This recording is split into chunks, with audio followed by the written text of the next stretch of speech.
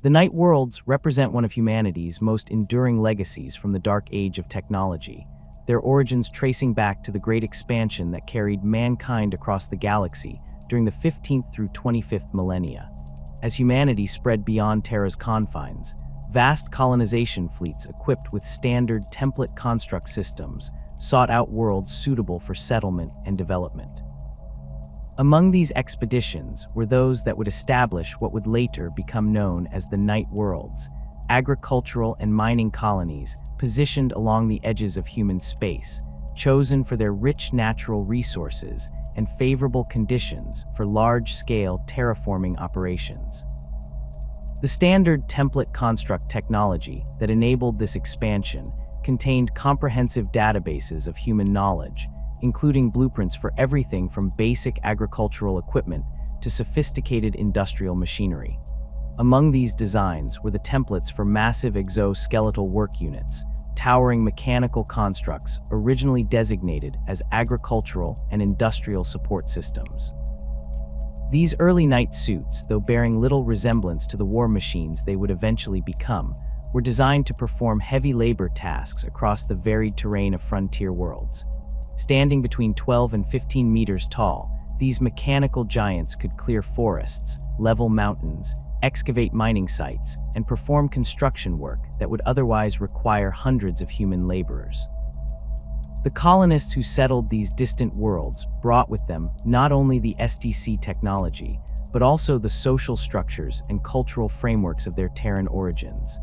Many of the founding families came from Terra's ancient noble houses, carrying with them traditions of feudal hierarchy and aristocratic governance that had survived even the technological revolution of the Dark Age. These families saw in the frontier worlds an opportunity to establish domains reminiscent of ancient Terra's feudal periods, where land ownership and military service formed the backbone of social order. The night suits themselves became central to this emerging feudal structure. Operating these massive machines required extensive training and neural conditioning, making them accessible only to those with the resources and time necessary for such preparation. The complexity of the neural interface systems meant that piloting a night suit was not merely a matter of technical skill, but required a fundamental rewiring of human consciousness to accommodate the machine's sensory inputs and motor functions. This created a natural aristocracy of night pilots, as only the wealthy colonial families could afford the extensive preparation required and the risk of neural damage that accompanied the bonding process. As generations passed on these frontier worlds, the relationship between the night suits and their pilots evolved beyond simple tool operation into something approaching symbiosis. The Throne Mechanicum, the control interface that allowed human consciousness to merge with the knight's machine spirit, became increasingly sophisticated through iterative improvements and local modifications. These neural interface systems created permanent changes in their operators, altering brain chemistry and neural pathways in ways that were often passed down through genetic inheritance. Children of night pilots showed enhanced compatibility with the Throne Mechanicum, leading to the establishment of hereditary pilot bloodlines within the colonial noble houses. The Night Worlds developed their own distinct cultures during this period of expansion and settlement.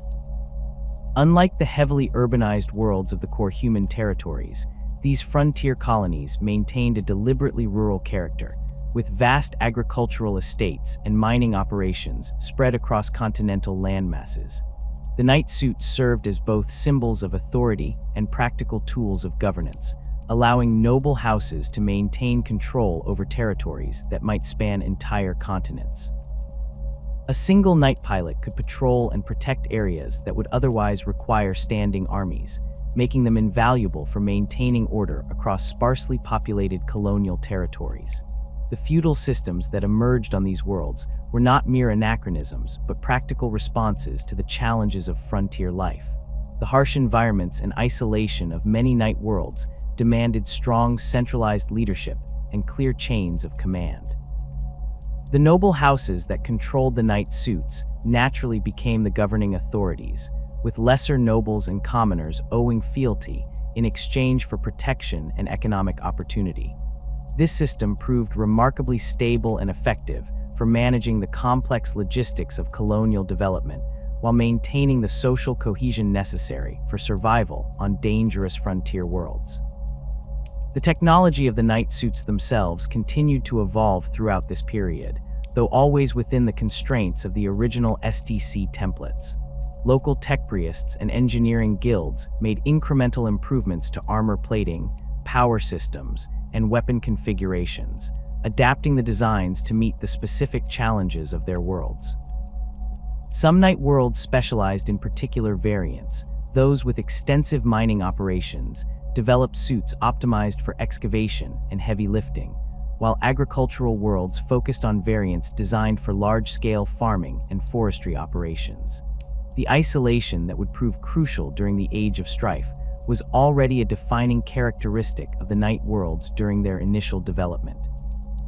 Positioned on the edges of human space, these colonies were often separated from each other and from the core worlds by vast distances that made regular communication and trade difficult even during the height of the Dark Age of technology. This isolation fostered self-reliance and independence, traits that would serve the knight worlds well when the galaxy descended into chaos. When the Age of Strife began in the 25th millennium, the knight worlds found themselves cut off from Terra and the wider human empire as warp storms ravaged the galaxy and made interstellar travel nearly impossible. The collapse of the galactic communication networks and the breakdown of interstellar trade routes left these frontier colonies to fend for themselves during one of the darkest periods in human history.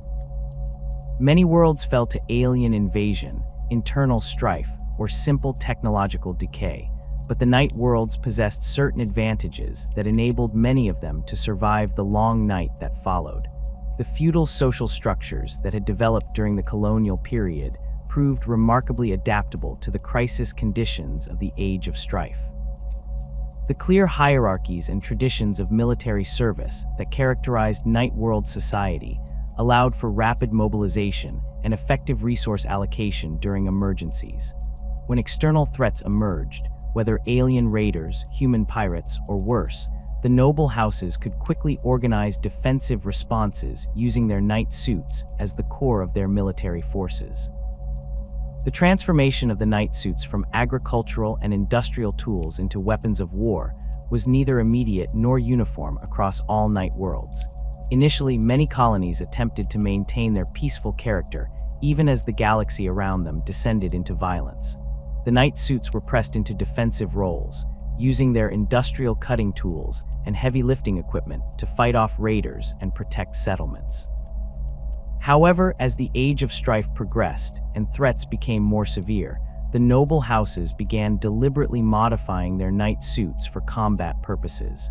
This militarization process varied significantly between different knight worlds, depending on the specific threats they faced and the resources available to them. Worlds that faced primarily human enemies developed knight variants optimized for anti-personnel combat, mounting rapid-fire weapons and enhanced sensors for tracking infantry formations.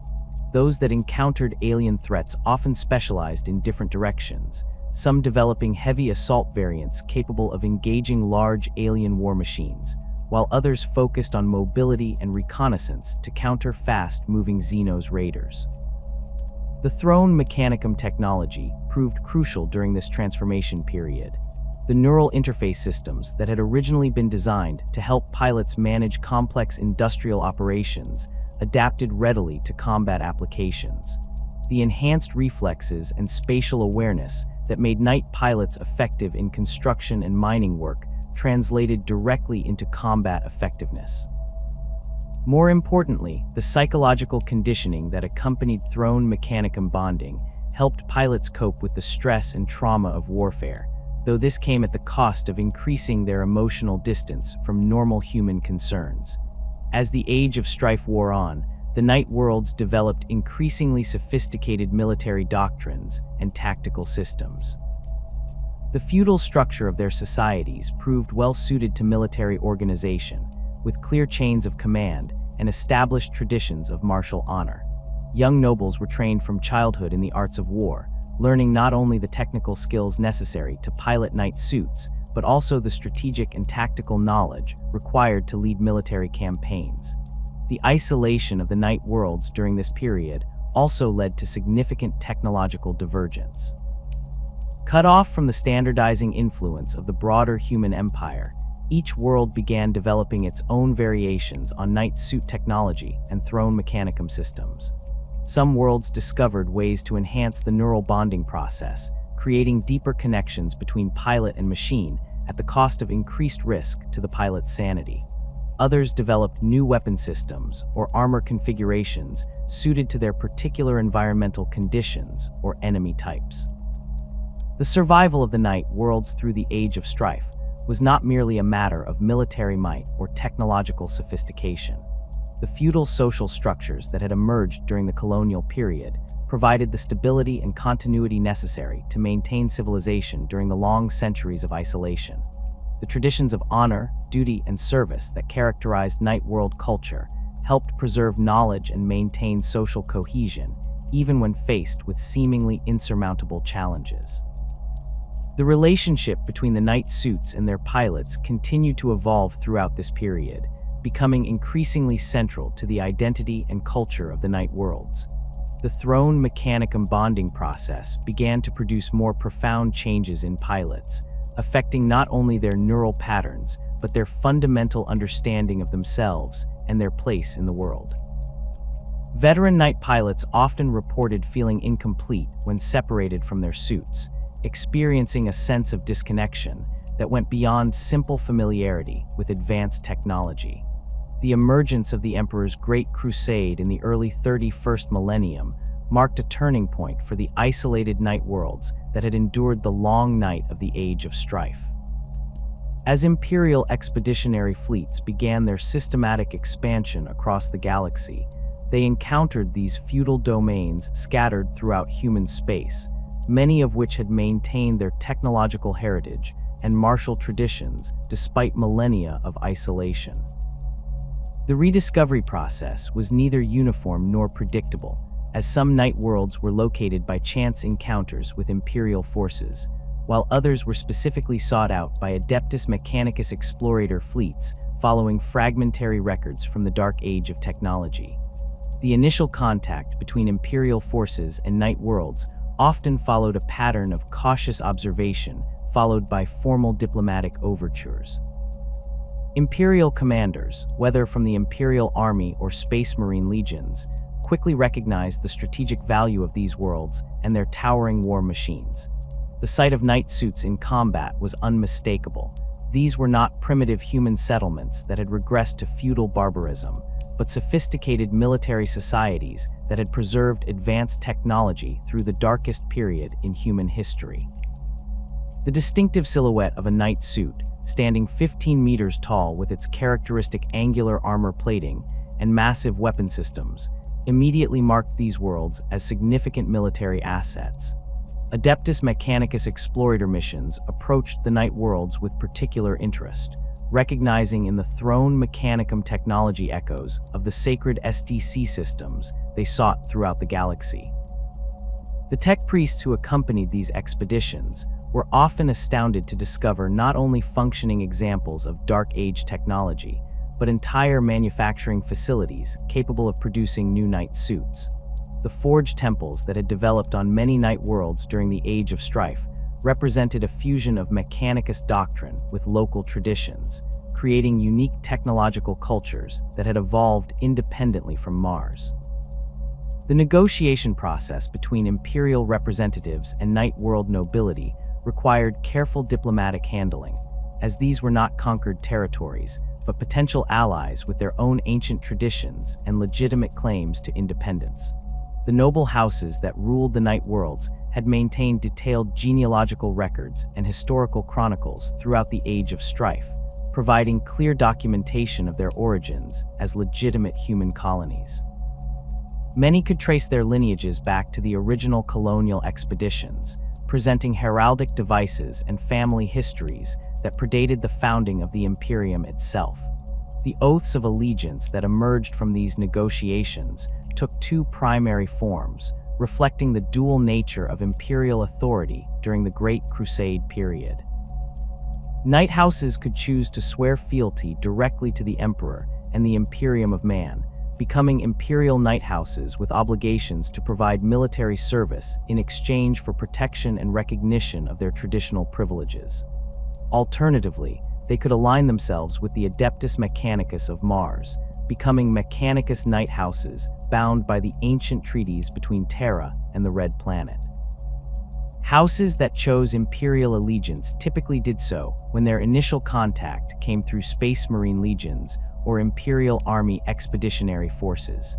These oaths followed traditional feudal patterns, with the High King or equivalent ruler of the Knight world kneeling before Imperial representatives and swearing binding oaths of service. The ceremony itself often incorporated local traditions and customs, creating unique variants of the standard Imperial oath that reflected the specific culture of each Knight world.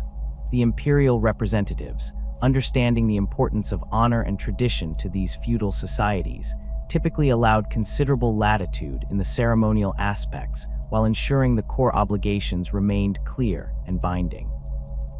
The Mechanicus oath process was more complex, involving detailed theological discussions about the nature of the machine spirit and the proper relationship between human consciousness and mechanical systems. Tech priests conducting these negotiations often spent months or even years on individual Knight worlds, studying local interpretations of Throne Mechanicum technology and working to align them with orthodox Mechanicus doctrine. The resulting oaths incorporated elements of the Mechanicus creed while respecting local traditions, creating hybrid forms of allegiance that satisfied both parties. The integration of Knight forces into Great Crusade military operations required significant adaptation on both sides. Imperial commanders had to learn how to effectively deploy these massive war machines alongside their existing forces, while Knight pilots had to adapt to fighting as part of larger combined arms formations, rather than the independent operations that had characterized their warfare during the Age of Strife. The sheer scale of Knight suits presented both opportunities and challenges for Imperial tacticians accustomed to deploying Space Marine and Imperial Army formations. Space Marine legions found Knight suits particularly valuable for siege warfare and assault operations against heavily fortified positions. The thick armor plating and powerful weapon systems of Knight suits made them ideal for breaching enemy fortifications, while their height advantage allowed them to engage targets that might be concealed from ground-level forces. The 7th Legion Iron Hands developed particularly close working relationships with several Mechanicus Knight houses, their shared reverence for mechanical perfection creating natural tactical synergies. The Imperial Fists of the 7th Legion pioneered many of the standard deployment patterns for Knight suits in siege operations, using them as mobile artillery platforms and bunker busters in their methodical approach to fortress reduction. Knight suits equipped with thermal cannons proved devastatingly effective against enemy fortifications, able to melt through reinforced walls and blast doors that might resist conventional weapons for hours or days. The psychological impact of these towering war machines advancing across a battlefield was equally significant, often causing enemy forces to break and flee before actual combat began. Imperial Army regiments initially struggled more with Knight integration, as their tactical doctrines and command structures were less flexible than those of the Space Marine legions. However, innovative commanders quickly recognized the potential of using Knight suits as anchor points for their battle lines, deploying them as mobile strongpoints around which infantry formations could maneuver. The long-range weapons carried by many Knight variants provided excellent fire support for advancing infantry, while their heavy armor made them nearly immune to the small arms fire that posed the greatest threat to regular human soldiers. The logistical challenges of supporting Knight operations during the Great Crusade required significant innovation in Imperial supply systems. Knight suits consumed enormous quantities of fuel and ammunition, while their complex systems required specialized maintenance that could only be performed by trained sacristans or tech priests. Many expeditionary fleets had to be reorganized to accommodate the support requirements of attached Knight formations, with dedicated supply ships and mobile repair facilities becoming standard components of any force that included significant knight contingents.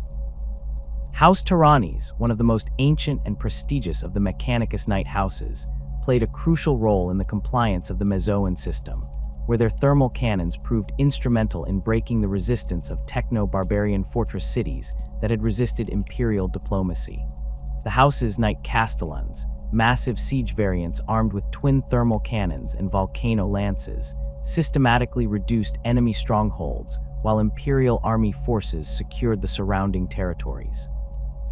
The campaign demonstrated the effectiveness of coordinated knight and conventional force operations, establishing tactical patterns that would be replicated throughout the Great Crusade. House Cadmus distinguished itself during the compliance of the Ulanner sector, where their knight-errants provided crucial reconnaissance and fast attack capabilities against orc forces that had proven difficult for conventional imperial forces to pin down. The mobility and firepower of the house's knight suits allowed them to strike at orc formations before they could organize effective resistance, disrupting enemy logistics and communications in preparation for larger imperial assaults. The success of these operations led to House Cadmus being permanently attached to several expeditionary fleets operating in sectors with high orc populations. The integration process was not without its challenges and conflicts. Some knight houses struggled with the loss of independence that came with imperial service, particularly those that had maintained complete autonomy during the Age of Strife. The rigid command structures of imperial forces sometimes clashed with the feudal traditions of knight houses, where individual pilots were accustomed to considerable tactical freedom based on their noble status. These tensions occasionally erupted into serious disputes, requiring careful mediation by imperial diplomats and Mechanicus representatives. Cultural differences also created ongoing friction in some cases. Knight world societies had developed their own interpretations of honor, duty, and proper conduct during their isolation, and these did not always align with imperial military doctrine. Some knight houses maintained traditions of single combat and personal vengeance that conflicted with the disciplined, objective-focused approach favored by Space Marine and Imperial Army commanders. Working through these differences required patience and compromise from all parties involved. The technological exchange that accompanied knight integration into imperial forces proved mutually beneficial in many cases. Imperial tech marines and Mechanicus tech priests gained access to knight world innovations in Throne Mechanicum technology and weapon systems, while knight houses received access to imperial manufacturing capabilities and standardized components. This exchange accelerated the development of new knight variants optimized for specific battlefield roles, as imperial engineers worked with knight sacristans to adapt existing designs for the diverse challenges encountered during the Great Crusade. House Raven emerged as one of the most adaptable of the imperial knight houses, readily adopting new technologies and tactical doctrines developed through collaboration with imperial forces.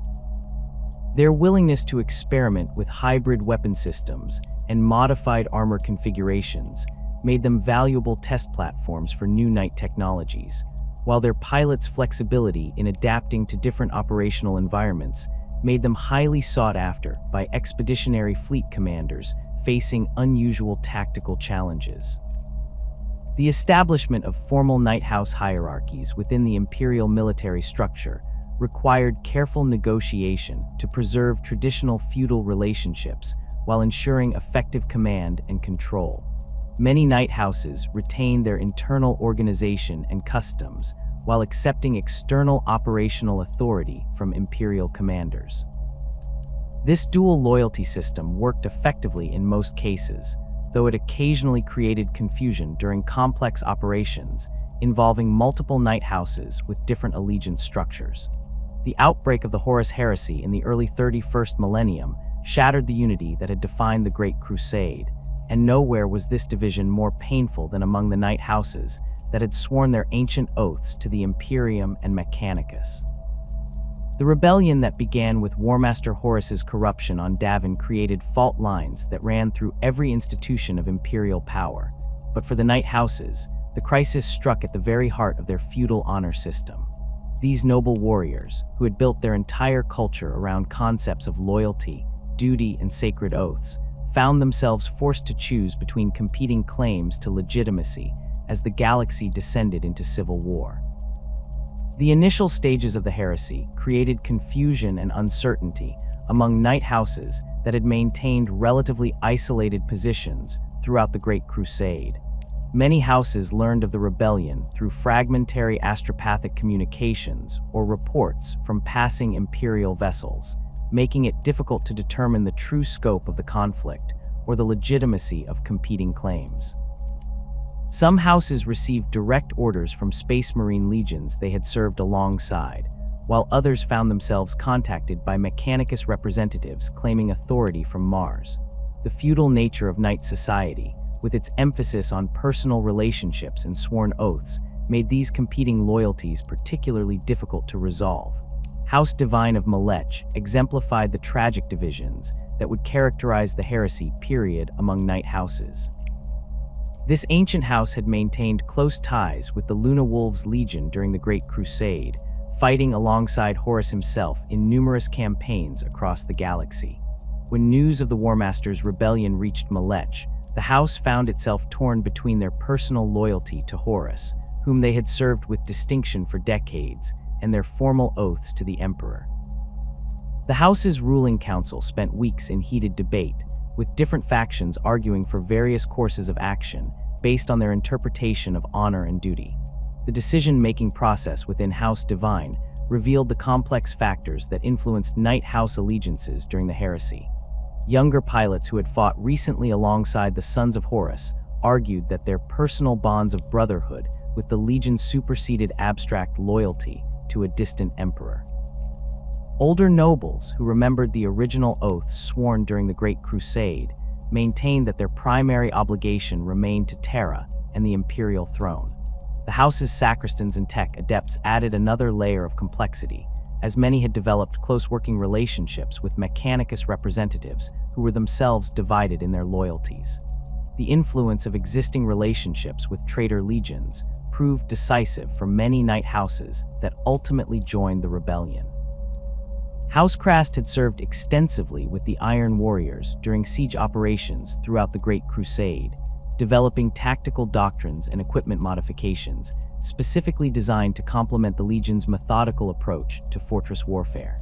When Perturabo declared for Horus, the house's leadership found themselves facing pressure from Iron Warriors representatives who argued that their shared blood and sacrifice created bonds stronger than any oath to Terra. Similarly, House Malinax had fought alongside the Word-Bearers in numerous compliance campaigns, particularly in sectors where religious resistance to imperial authority required careful handling. The house's pilots had developed respect for the Legion's dedication and thoroughness, even as they remained unaware of the Word-Bearers' growing corruption. When Lorgar's treachery became known, many within House Malinax had already been exposed to the subtle philosophical arguments that the Word-Bearers used to justify their rebellion, making them more susceptible to recruitment by Chaos forces. The Mechanicus Knight houses faced their own unique challenges during the heresy, as the schism within the Adeptus Mechanicus created competing claims to authority that were difficult to resolve. The rebellion of Kelber Hal, the Fabricator General of Mars, against the Emperor created a parallel crisis of legitimacy that affected every Mechanicus institution.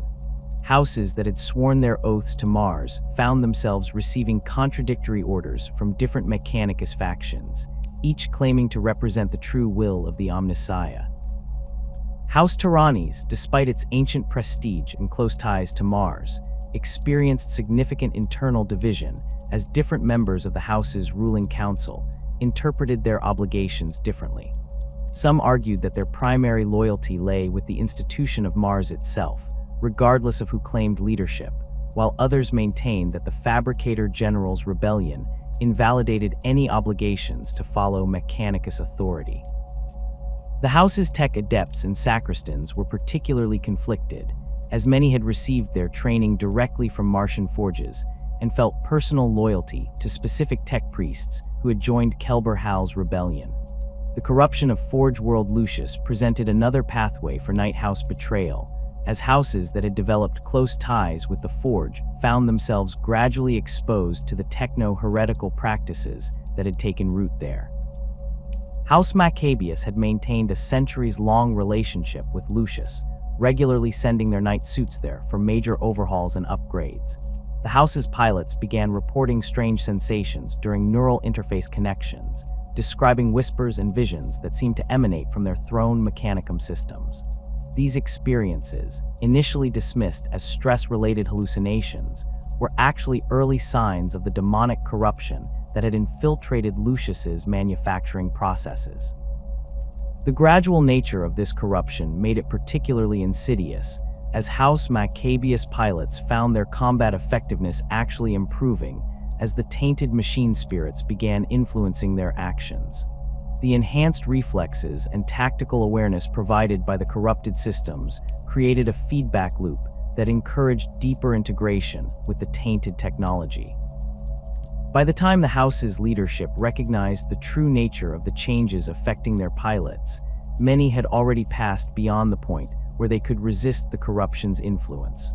The Battle of Malech in the later stages of the heresy demonstrated the devastating impact of Knight House divisions on both tactical and strategic levels. The planet's strategic importance as a gateway to Terra made it a crucial battleground, while the presence of multiple Knight Houses on both sides of the conflict created a complex tactical environment unlike anything seen previously in the war. House Divine's decision to join Horus brought their intimate knowledge of Malech's defenses to the traitor cause, while their understanding of Imperial Knight tactics allowed them to effectively counter the loyalist houses defending the planet.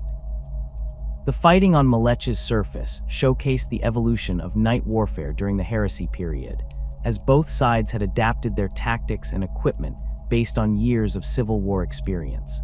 Traitor Knight houses had begun incorporating chaos-influenced modifications to their suits, including enhanced weapon systems powered by warp energy and armor plating inscribed with protective runes.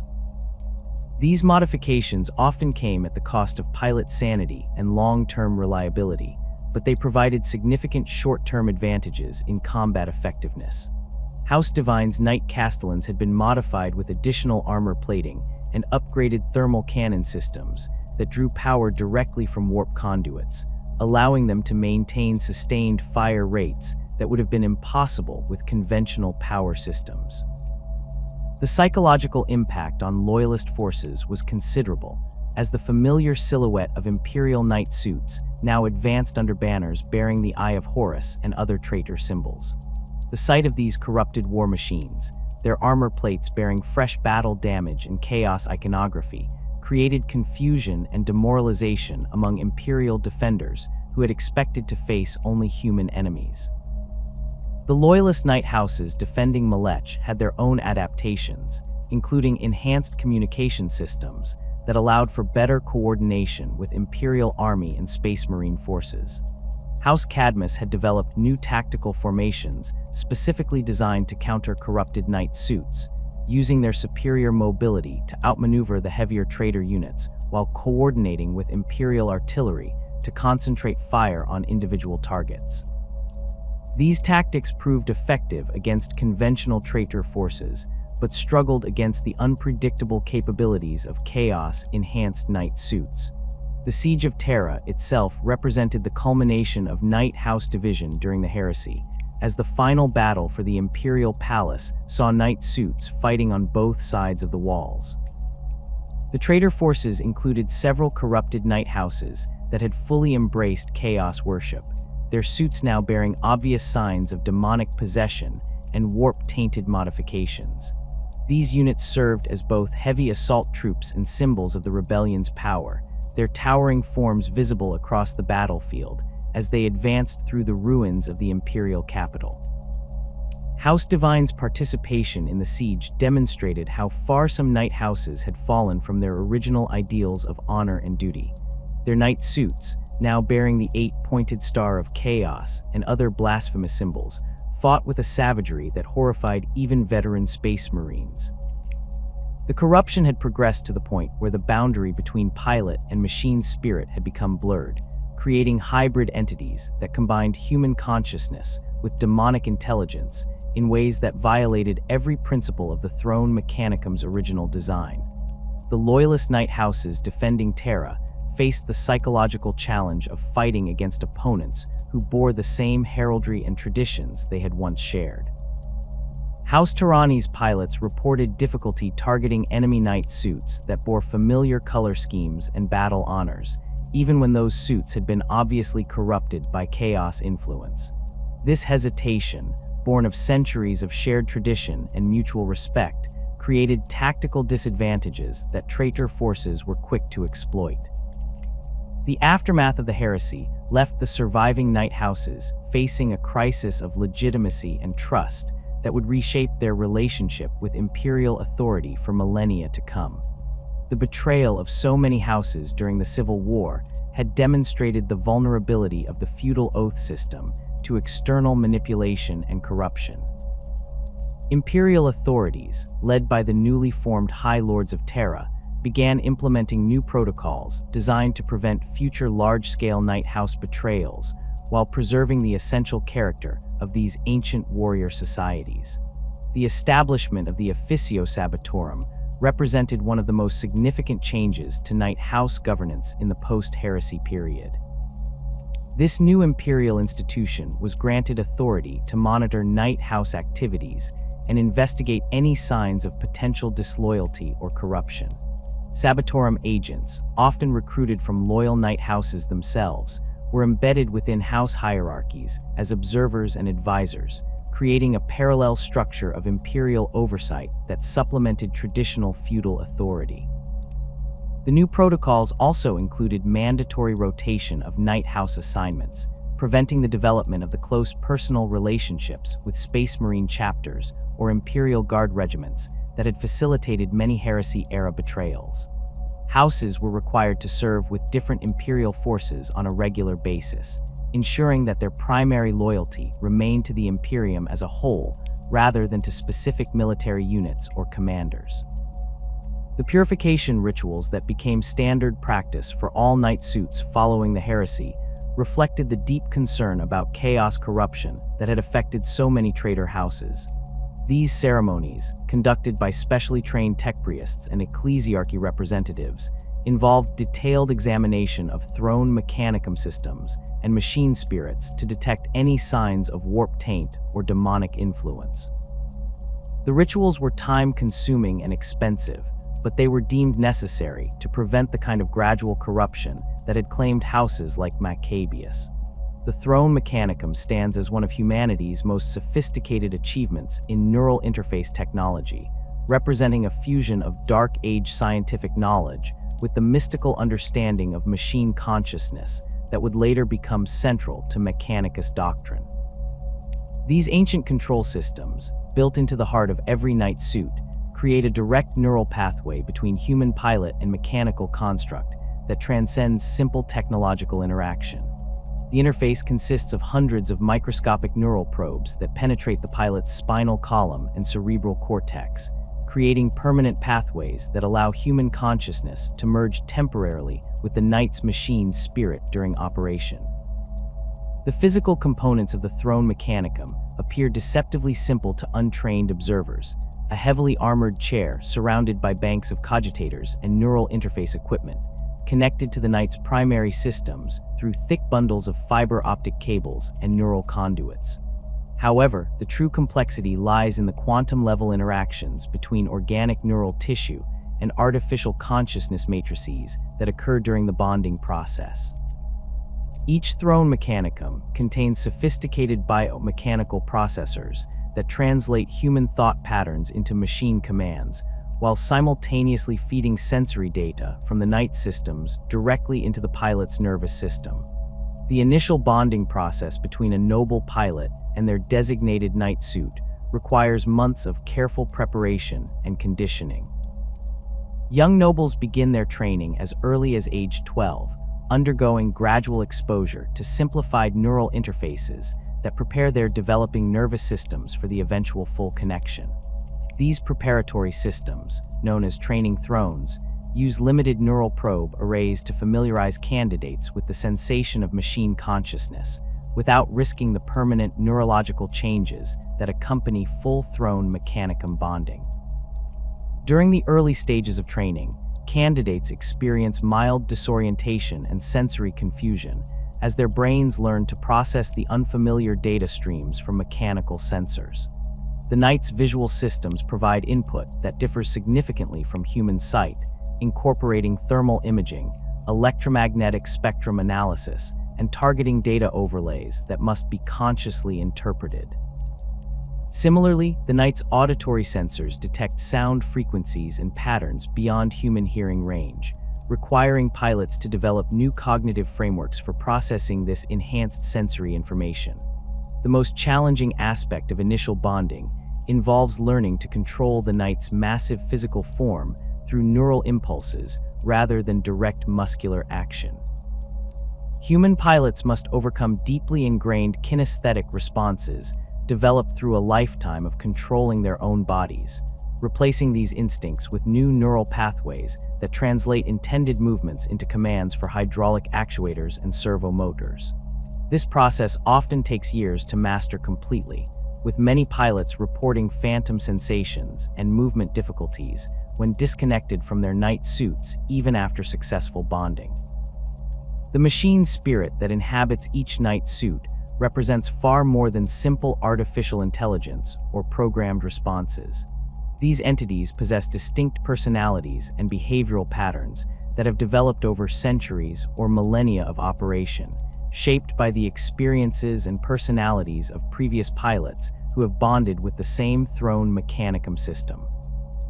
The machine spirit retains memories and emotional impressions from every pilot who has successfully completed the bonding process, creating a layered consciousness that combines artificial intelligence with accumulated human experience. Veteran pilots describe the machine spirit as a constant presence during night operations, providing intuitive guidance and tactical insights that extend beyond programmed responses. The spirit often anticipates threats or opportunities before the human pilot consciously recognizes them, manifesting as sudden urges to change direction, adjust targeting, or modify tactical approaches. This partnership between human consciousness and machine intelligence creates combat effectiveness that surpasses what either component could achieve independently, but it comes at the cost of gradual changes to the pilot's personality and thought patterns. The influence of the machine's spirit on pilot behavior becomes more pronounced with extended exposure to the Throne Mechanicum interface. Pilots who spend years bonded with their Knight suits often develop personality traits that mirror their machine spirit's characteristics, adopting speech patterns, tactical preferences, and even emotional responses that reflect the accumulated experiences of previous pilots. This phenomenon, known as spiritual resonance, is considered normal and even beneficial by Knight House traditions, as it represents the deepening of the sacred bond between noble and machine. However, the same process that creates effective Knight pilots also poses significant risks to their psychological stability and individual identity. Prolonged neural interface exposure can lead to a condition known as throne lock, where the pilot's consciousness becomes so thoroughly integrated with the machine spirit that separation becomes physically and psychologically traumatic. Pilots experiencing throne lock report feeling incomplete and disoriented when disconnected from their Knight suits, describing sensations of missing limbs or sensory deprivation that can persist for days or weeks after interface disconnection. The hereditary nature of Knight piloting stems from genetic mutations that develop in noble bloodlines over generations of Throne Mechanicum exposure. These mutations primarily affect neural development and brain chemistry, creating enhanced compatibility with machine spirit interfaces while also passing down specific psychological traits that facilitate successful bonding. Children born to Knight pilot families often display accelerated cognitive development and unusual spatial reasoning abilities, along with an instinctive understanding of mechanical systems that manifests even before formal training begins. The genetic compatibility between specific bloodlines and individual knight suits creates a form of technological inheritance that parallels the feudal traditions of noble houses. Each Throne Mechanicum system develops preferences for pilots who share neural patterns with previous successful operators, making it extremely difficult for individuals from outside established bloodlines to achieve full bonding. This biological component of knight piloting ensures that the most effective pilot-machine partnerships are preserved across generations, while reinforcing the aristocratic structure of knight society. Genetic analysis of established knight pilot bloodlines reveals consistent mutations in neural development genes that affect synaptic formation and neurotransmitter production. These changes enhance the brain's ability to process multiple simultaneous data streams while maintaining conscious control over complex motor functions. The mutations also appear to increase resistance to the psychological stress associated with neural interface exposure, allowing pilots to maintain their individual identity despite prolonged connection with machine consciousness. The inheritance patterns of these genetic modifications follow predictable but not absolute rules, with approximately 70% of children born to knight pilot families displaying the necessary compatibility markers. Those who lack the genetic prerequisites for successful bonding typically serve their houses in other capacities, often becoming sacristans, tactical advisors, or administrators who support knight operations without directly piloting the suits themselves. This genetic selectivity ensures that knight houses maintain their pilot capabilities across generations, while preventing the dilution of bloodline compatibility through intermarriage with incompatible families. The psychological transformation that accompanies successful Throne Mechanicum bonding extends far beyond simple skill acquisition or tactical training. Pilots report fundamental changes in their perception of reality, describing an expanded sense of self that encompasses both their biological body and their knight suit's mechanical form. This expanded identity creates a unique form of consciousness that exists only during active neural interface connection, combining human creativity and intuition with machine precision and processing power. The emotional impact of this transformation varies significantly between individual pilots and their specific machine spirits. Some pilots describe the bonding experience as profoundly comforting, like reuniting with a long-lost family member or returning to a childhood home. Others report more challenging relationships with machine spirits that possess aggressive or melancholic personalities developed through traumatic experiences with previous pilots. These emotional dynamics can significantly affect combat performance and tactical decision-making, as pilots must learn to work with rather than against their machine spirit's inherent tendencies. The social implications of pilot transformation create unique challenges within knight house hierarchies and family structures. Veteran pilots often become increasingly isolated from non-pilots within their own houses, as their altered consciousness and enhanced capabilities create communication barriers with family members who have not undergone similar transformation. This isolation is compounded by the time requirements of knight operations, as successful pilots must spend significant portions of their lives connected to their Throne Mechanicum systems to maintain peak performance levels. The rarest and most extreme consequence of prolonged neural interface exposure involves the complete merger of pilot consciousness with machine spirit, creating a hybrid entity that transcends both human and artificial intelligence. This phenomenon, known as eternal bonding, occurs in less than 1% of knight pilots and typically results from decades of continuous interface exposure combined with specific genetic predispositions and machine spirit characteristics. Pilots who experience eternal bonding lose the ability to exist independently of their knight suits, but they gain unprecedented control over their mechanical forms and access to the accumulated memories and experiences of all previous pilots who have bonded with the same system. Cases of eternal bonding are simultaneously celebrated and mourned within knight house traditions, as they represent both the ultimate achievement of pilot-machine integration and the loss of human individuality. Eternally bonded pilots retain their memories and core personality traits, but their consciousness becomes fundamentally alien to normal human experience.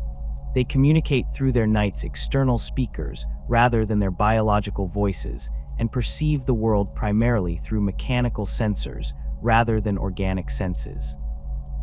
The knight suits operated by eternally bonded pilots display capabilities that exceed normal operational parameters, responding to threats and opportunities with superhuman speed and precision. These pilots can operate their knight suits continuously for months without rest, as their consciousness no longer requires the sleep cycles and biological maintenance that limit normal human performance. However, the mechanical components of their knight suits require more frequent maintenance and replacement due to the constant stress of continuous operation at peak efficiency levels. The medical and technical challenges associated with eternal bonding have led to extensive research by both Knight House sacristans and Adeptus Mechanicus tech priests. The process appears to involve fundamental changes to brain structure and neural chemistry that cannot be reversed through any known medical intervention. The pilot's biological body typically enters a state of suspended animation, maintained by the knight's life support systems, while their consciousness operates entirely through the machine interface. Attempts to prevent or reverse eternal bonding have proven largely unsuccessful, though some knight houses have developed protocols for identifying pilots at risk and implementing preventive measures. These protocols typically involve mandatory disconnection periods and psychological evaluation designed to maintain the pilot's individual identity and prevent excessive integration with machine consciousness. However, the most effective pilots often resist these preventive measures, as they interfere with the deep bonding that creates superior combat performance. The technical maintenance requirements for knight suits operated by eternally bonded pilots exceed those of conventional units due to the constant stress placed on mechanical systems by continuous operation. Sacristans working on these suits report unusual phenomena, including machine spirits that respond to verbal communication and mechanical components that appear to self-repair minor damage. These observations suggest that eternal bonding creates changes in the knight's artificial consciousness that parallel the transformation experienced by the human pilot.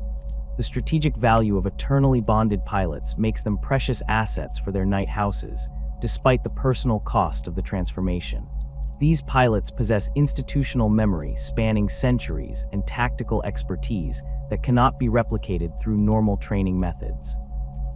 Their knight suits become legendary weapons that inspire both allies and enemies, carrying battle honors and combat experience that accumulate over multiple generations of warfare. The governance structure of knight worlds operates through an intricate feudal hierarchy that has evolved over millennia to accommodate both the practical necessities of planetary administration and the sacred traditions surrounding knight suit operation. At the apex of this system stands the High King, a title that carries absolute authority over all knight houses present on a given world, though the specific powers and limitations of this position vary significantly between different knight worlds based on their unique historical development and cultural traditions.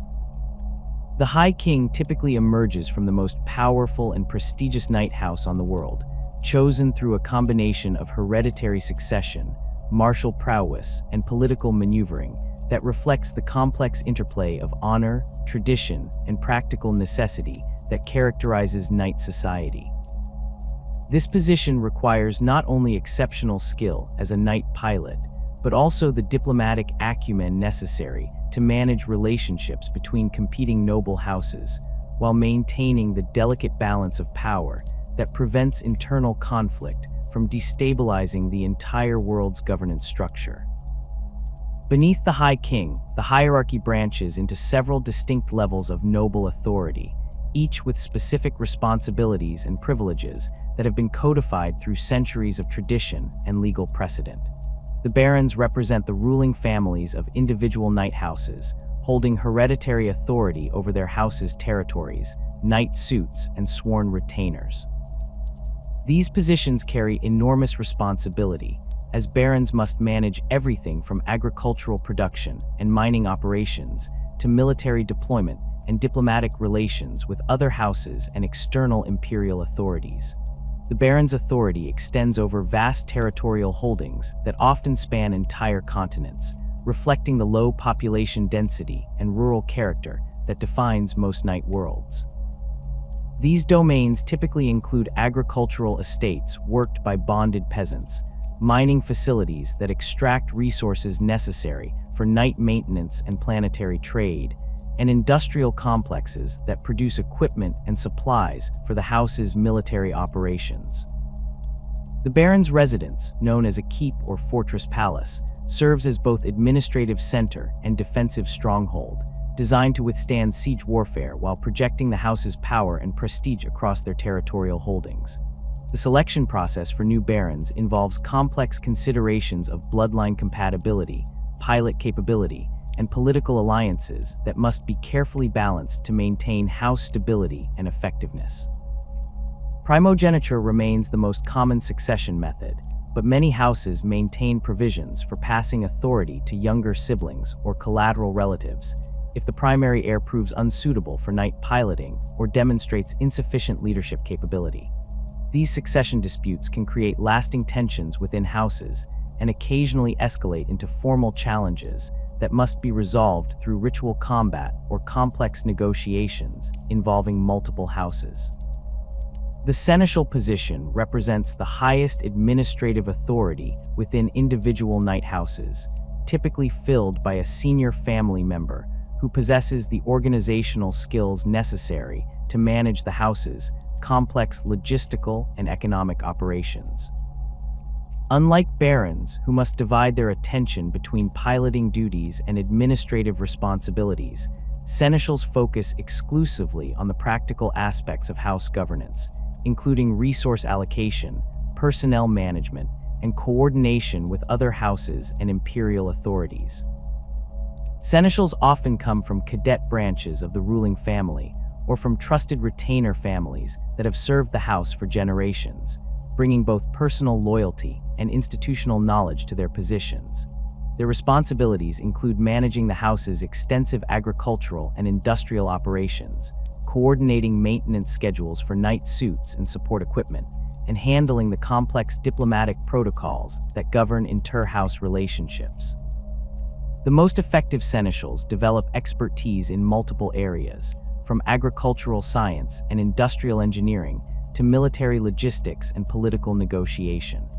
The knight-errant represents a unique position within the feudal hierarchy, typically reserved for younger sons of noble families or pilots who have distinguished themselves through exceptional service but lack the territorial holdings necessary for higher rank.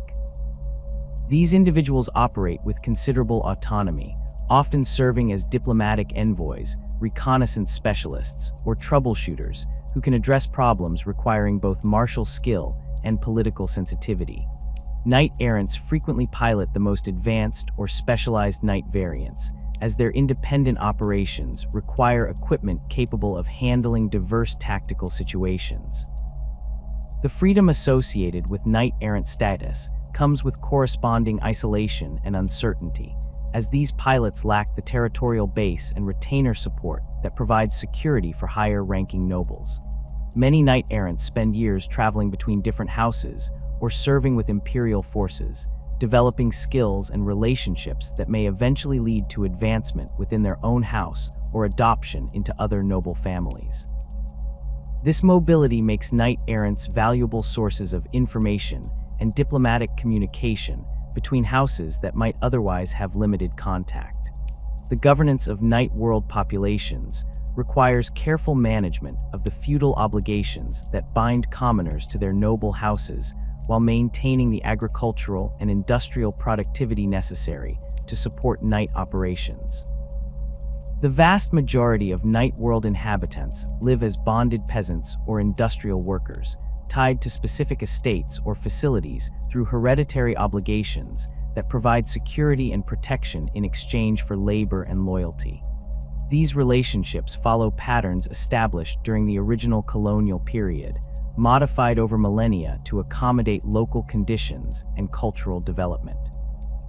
The agricultural systems that form the economic foundation of most knight worlds operate through large estates managed by noble houses and worked by extended families of bonded peasants. These workers typically live in small villages or farming communities scattered across the estate, with their housing, tools, and basic necessities provided by the house in exchange for their labor during planting and harvest seasons. The feudal obligations include not only agricultural work, but also military service during emergencies, with peasant militias serving as auxiliary forces to support knight operations when necessary. Industrial workers on knight worlds typically enjoy somewhat higher status than agricultural peasants, reflecting the specialized skills required for mining operations, manufacturing facilities, and knight maintenance work. These workers often live in company towns built around major industrial sites, with housing and amenities provided by the noble house that owns the facility.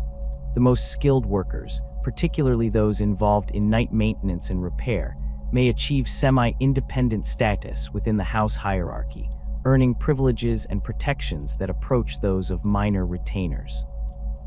The complex web of inter-house politics that characterizes knight world governance creates opportunities for both cooperation and conflict that must be carefully managed to prevent destructive warfare. Marriage alliances represent one of the most important diplomatic tools available to noble houses, allowing them to forge lasting bonds that can survive political disagreements and territorial disputes. These arrangements typically involve extensive negotiations between house seneschals and diplomatic representatives, with marriage contracts including detailed provisions for territorial rights, inheritance patterns, and mutual defense obligations. The negotiation process for major marriage alliances can take years to complete, involving multiple rounds of discussion and compromise as houses work to balance their immediate interests with long-term strategic considerations. The most significant alliances often involve the exchange of knight suits or territorial holdings as dowries, creating permanent changes to house power structures that extend far beyond the immediate families involved. These marriages also serve to strengthen bloodline compatibility for future knight pilots, as houses carefully track genetic inheritance patterns to maintain their piloting capabilities across generations. Territorial disputes between knight houses arise from various sources, including unclear boundary definitions inherited from the original colonial period, resource discovery that shifts economic relationships, and population growth that creates pressure for territorial expansion. The resolution of these disputes requires careful adherence to established legal traditions and honor codes that have developed over millennia to provide alternatives to destructive warfare. Many knight worlds maintain formal legal institutions, including courts of arbitration staffed by representatives from neutral houses and legal scholars who specialize in feudal law and precedent. The honor codes that govern noble behavior provide both constraints and opportunities for resolving conflicts through formal mechanisms that preserve the dignity and reputation of all parties involved. These codes typically emphasize personal courage, loyalty to sworn obligations, and respect for established traditions while providing specific procedures for addressing grievances and disputes. The most serious conflicts may require resolution through formal combat, with representatives of the disputing houses engaging in single combat using knight suits under carefully controlled conditions that minimize the risk of permanent damage to valuable equipment and pilots. The ritual combat system that governs formal disputes between knight houses has evolved into a sophisticated institution that combines martial tradition with practical conflict resolution. These combats typically take place in designated arenas or neutral territories, with strict rules governing weapon selection, combat duration, and victory conditions. The combats serve multiple purposes beyond simple dispute resolution, providing opportunities for pilots to demonstrate their skills, houses to display their knight suits and heraldry, and the broader noble community to reaffirm their shared values and traditions. The preparation for formal combat involves extensive negotiation between the disputing houses to establish rules and conditions that both parties consider fair and honorable. These negotiations often involve neutral mediators from other houses, who help ensure that the combat rules reflect established precedent while accommodating the specific circumstances of the dispute. The actual combat is typically witnessed by representatives from multiple houses, creating a public record of the proceedings that helps establish legal precedent for future disputes. The household retainers who support knight operations represent a crucial component of the feudal hierarchy, providing the specialized skills and institutional knowledge necessary to maintain the complex technological and social systems that enable knight warfare. The sacristan orders represent the most prestigious and technically demanding of these positions, requiring decades of training in the mechanical and spiritual aspects of knight maintenance.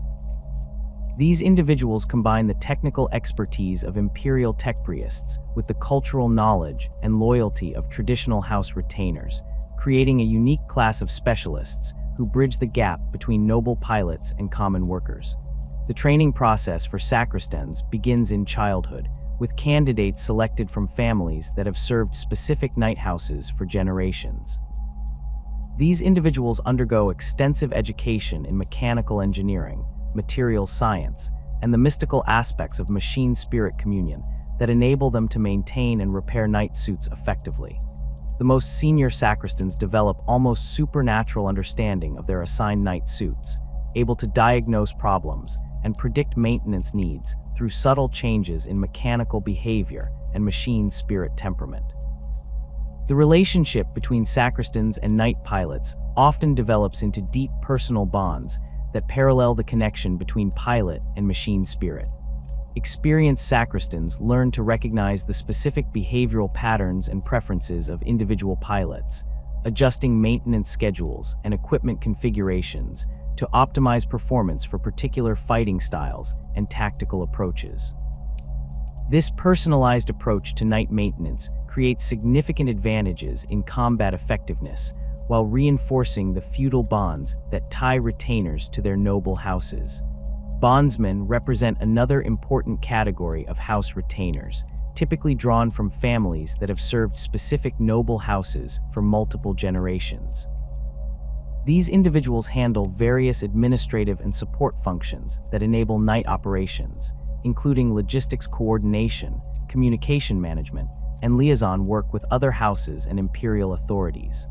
The most trusted bondsmen may be granted significant autonomy in managing specific aspects of house operations, effectively serving as deputies to the seneschal in specialized areas such as agricultural management or industrial oversight.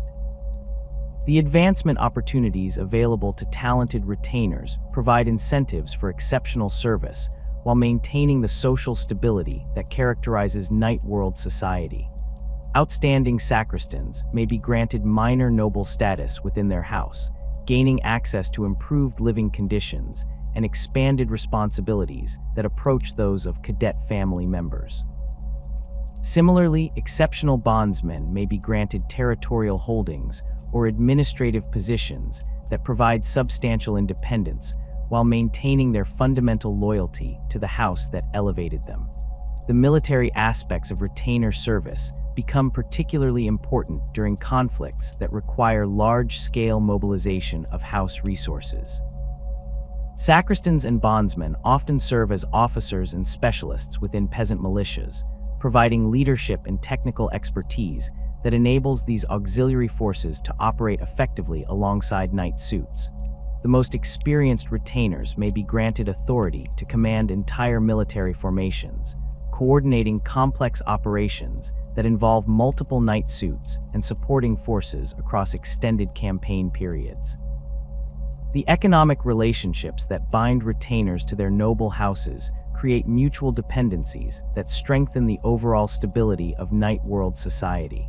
Houses provide housing, education, and advancement opportunities for retainer families, while retainers contribute specialized skills and institutional loyalty that cannot be easily replaced through external recruitment.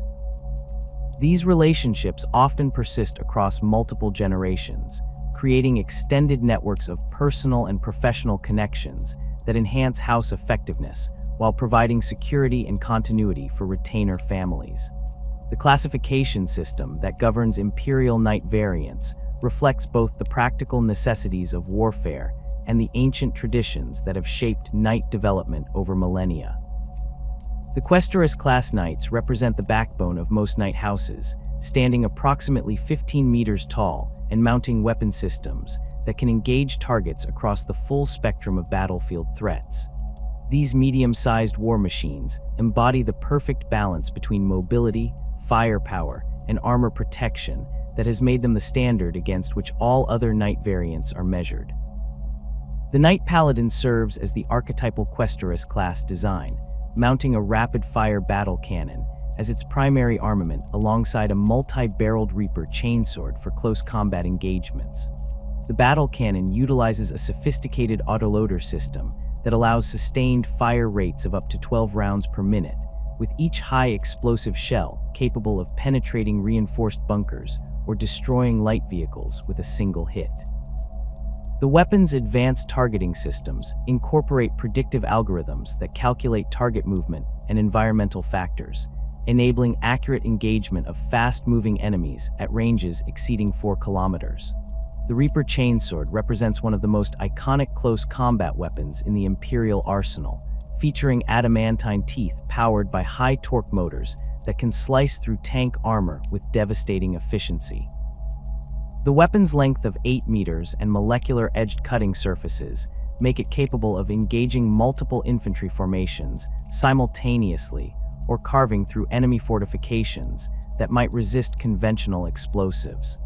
The chainsword's integrated power field generators enhance cutting effectiveness while providing limited protection against energy weapons during close combat engagements. Knight Paladins typically serve as command units within knight formations, their balanced weapon loadout making them effective in both fire support and assault roles. The pilot's elevated position provides excellent battlefield observation capabilities, while the knight's sophisticated communication systems allow coordination of complex multi-unit operations. Many knight houses prefer paladins for diplomatic missions and ceremonial functions, as their classical appearance and balanced capabilities represent the ideal of knight warfare without the specialized focus that characterizes other variants. The Knight Errant represents a more aggressive interpretation of the Questoris class design philosophy, mounting a thermal cannon as its primary weapon system alongside the standard Reaper chainsword configuration. The thermal cannon generates intense heat beams through focused plasma containment systems, creating temperatures that can melt through the heaviest armor plating or reduce infantry formations to ash within seconds. The weapon's range limitations compared to conventional ballistic systems are offset by its devastating effectiveness against heavily armored targets and fortified positions. The thermal cannon's operation requires sophisticated cooling systems and power management protocols that limit sustained fire capabilities, but provide devastating alpha strike potential. Each shot draws enormous amounts of energy from the knight's reactor core, creating visible heat distortion around the weapon barrel and requiring several seconds of cooling time between maximum power discharges.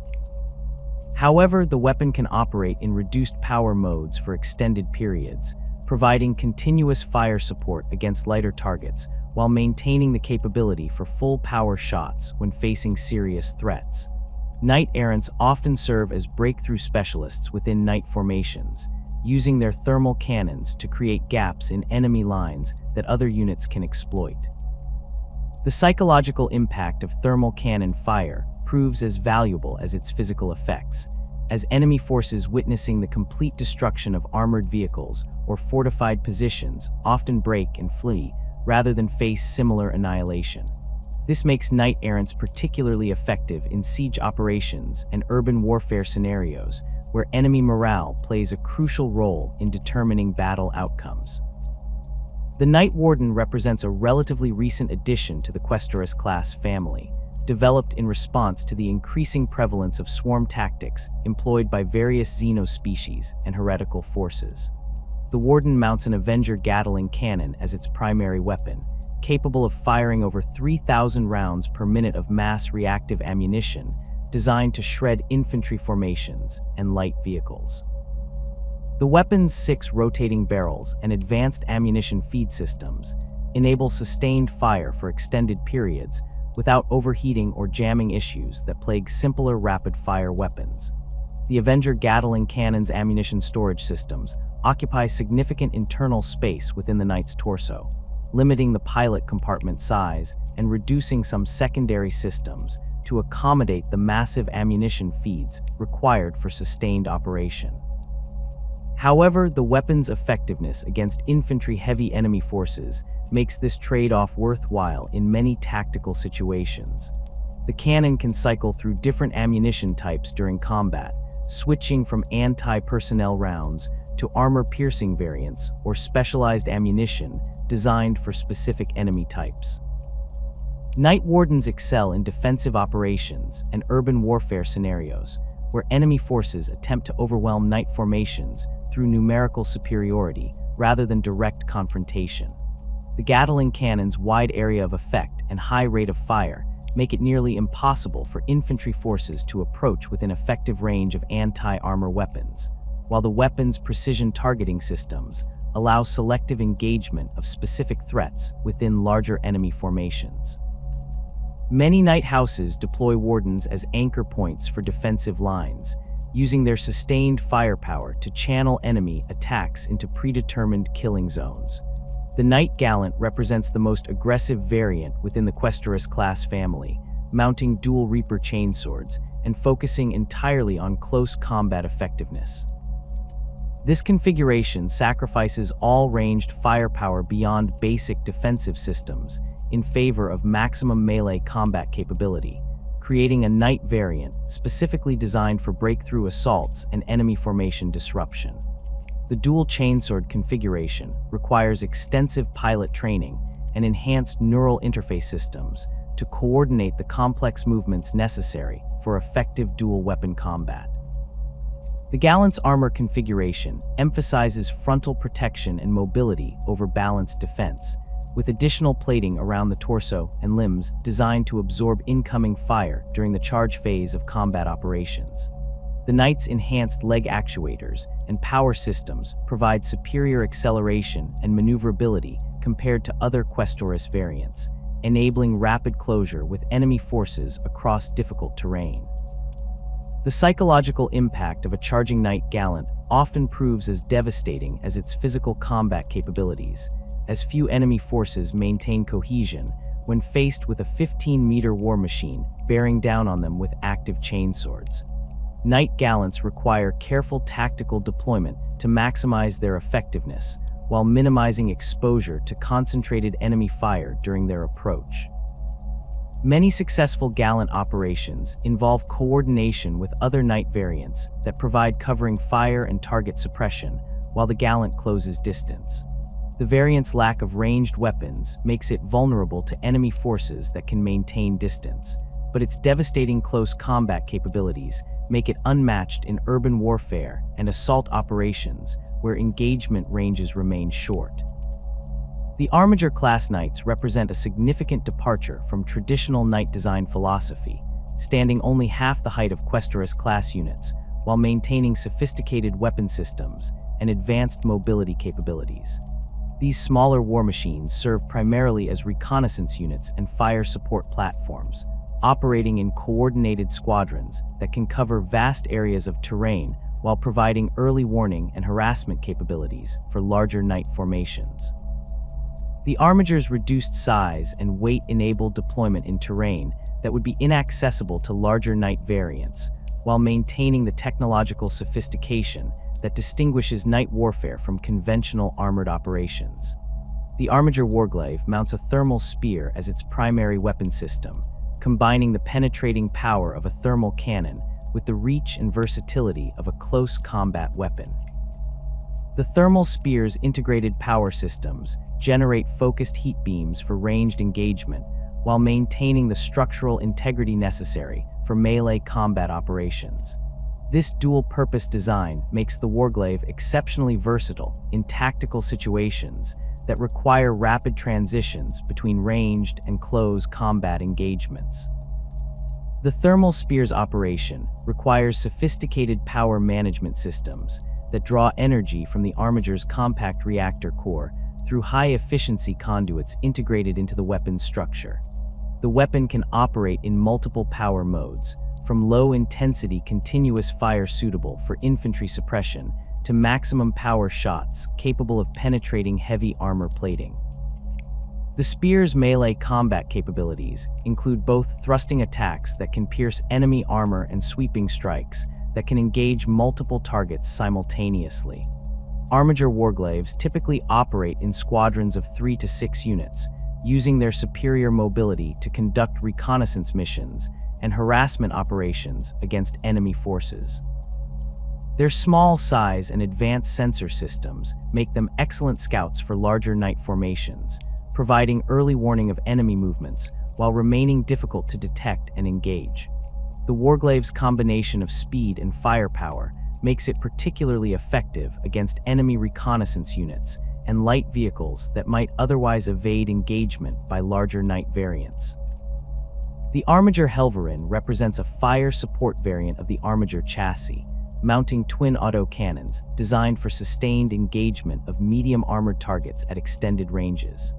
The autocannon systems fire high-velocity armor-piercing rounds at rates exceeding 200 rounds per minute per barrel, creating devastating concentrated firepower that can destroy enemy vehicles or suppress infantry formations across multiple kilometers of battlefield terrain.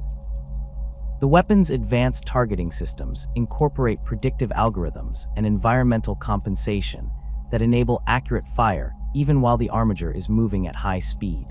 The twin autocannon configuration requires sophisticated recoil compensation systems to maintain accuracy during sustained fire operations. The armiger's gyroscopic stabilization systems and reinforced leg actuators work together to absorb weapon recoil while maintaining mobility and targeting precision. The autocannons can operate independently or in coordinated fire modes, allowing the pilot to engage multiple targets simultaneously or concentrate fire on particularly dangerous threats. Armiger Helverins excel in providing overwatch and fire support for advancing knight formations, using their mobility to maintain optimal firing positions while avoiding concentrated enemy return fire. Their autocannon systems prove particularly effective against enemy light vehicles and aircraft that might otherwise pose threats to larger knight variants. Many knight houses deploy Helverins in supporting roles during siege operations, using their sustained firepower to suppress enemy defensive positions while heavier knight variants advance to assault range. The coordination between armiger squadrons and larger knight formations requires sophisticated communication systems and tactical protocols that have evolved over centuries of combined operations.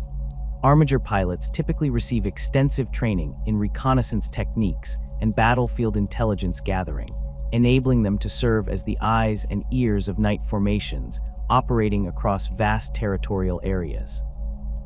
The information provided by armiger scouts often proves crucial in determining the deployment and tactical approach of larger knight units. The Dominus-class knights represent the pinnacle of knight warfare technology, standing nearly 20 meters tall and mounting weapon systems that rival those found on Imperial Titans. These massive war machines serve primarily as command platforms and heavy fire support units. Their sophisticated communication systems and advanced targeting capabilities enabling coordination of complex multi-formation operations across entire planetary theaters. The Dominus-class design philosophy emphasizes maximum firepower and command capability over mobility, creating knight variants that serve as anchor points for large-scale military operations. The Knight Castellan mounts a plasma decimator as its primary weapon system, generating contained plasma fields that can be discharged as devastating energy blasts capable of destroying enemy titans or reducing entire city blocks to molten slag. The plasma decimator's operation requires massive power generation capabilities and sophisticated magnetic containment systems that push the boundaries of even advanced knight technology. Each shot consumes enormous amounts of energy while generating heat levels that require extensive cooling periods between maximum power discharges. The plasma decimator's targeting systems incorporate advanced threat assessment algorithms that can identify and prioritize targets based on their strategic value and threat level to friendly forces. The weapon's variable power settings allow engagement of targets ranging from individual enemy vehicles to massive fortifications, with each power level requiring different charging times and cooling periods.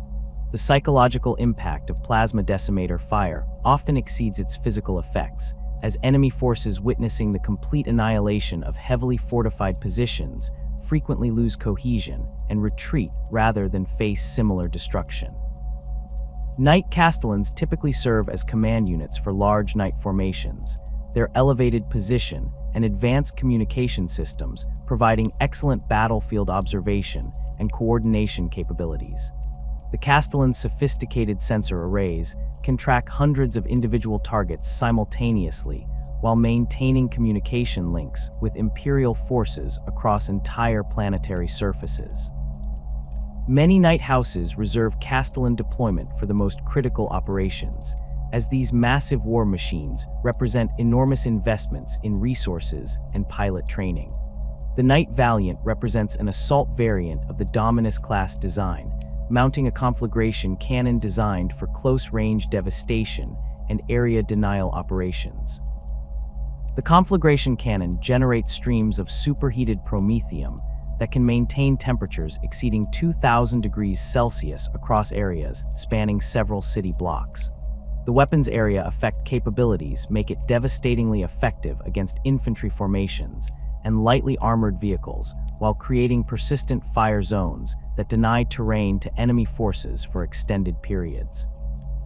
The conflagration cannon's operation requires massive promethium storage systems and sophisticated fuel injection mechanisms that can maintain consistent flame density across the weapon's effective range. The weapon's fuel consumption rates limit sustained operation periods, but its devastating effectiveness against concentrated enemy forces makes it invaluable in siege operations and urban warfare scenarios. The psychological impact of conflagration cannon fire proves particularly effective against enemy morale, as few forces maintain cohesion when faced with the prospect of incineration. Knight Valiants excel in breakthrough operations and urban assault scenarios where enemy forces attempt to use fortified positions and terrain obstacles to negate knight mobility advantages. The conflagration cannon's ability to clear entire city blocks of enemy forces makes it invaluable in siege operations, while its area denial capabilities can channel enemy movements into predetermined killing zones. Many knight houses deploy Valiants as spearhead units for major assault operations, using their devastating firepower to create gaps in enemy lines that other forces can exploit. The Cerastus-class knights represent ancient and rare variants that predate the standardization efforts of the Great Crusade, maintaining design elements and technological systems that have been lost to most knight houses for millennia. These variants typically feature enhanced mobility systems and specialized weapon configurations that reflect the specific needs and preferences of their original designers.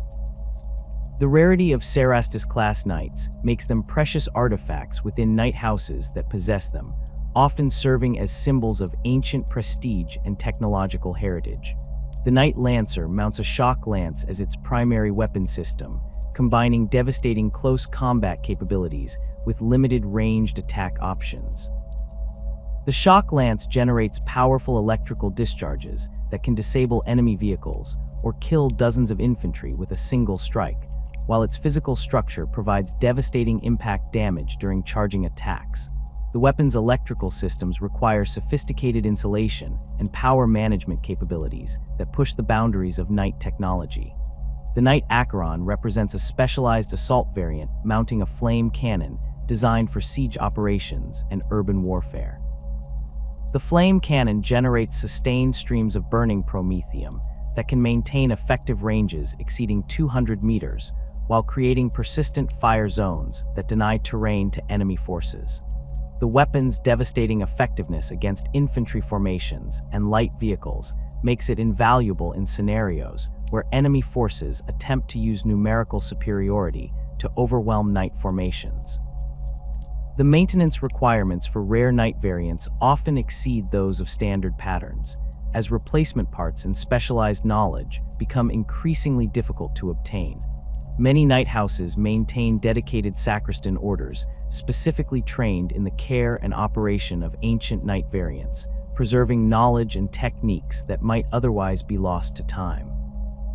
The deployment of rare knight variants typically requires careful consideration of strategic value versus risk of loss, as the destruction of irreplaceable war machines can permanently diminish a house's capabilities. The relationship between knight houses and the Adeptus Mechanicus represents one of the most complex and enduring alliances within the Imperium, rooted in mutual dependence that extends far beyond simple technological exchange. When knight houses swear allegiance to specific forge worlds rather than directly to Terra, they enter into binding compacts that fundamentally alter their operational doctrine, technological capabilities, and spiritual obligations. These Mechanicus-aligned houses find themselves integrated into the vast industrial and exploratory networks of the Adeptus Mechanicus, gaining access to advanced technologies and specialized support systems that Imperial-aligned houses cannot match, while accepting religious and philosophical obligations that transform their understanding of the relationship between flesh, machine, and spirit.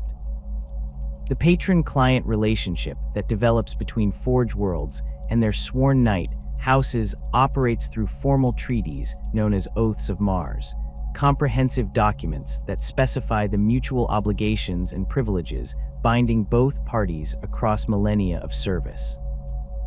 These oaths typically require knight houses to provide military support for Mechanicus expeditions, defend Forge World territories from external threats, and participate in the recovery and protection of SDC technology wherever it might be discovered. In exchange, the Forge Worlds commit to providing advanced maintenance services, technological upgrades, and access to restricted weapon systems that remain unavailable to houses sworn directly to the Imperial throne.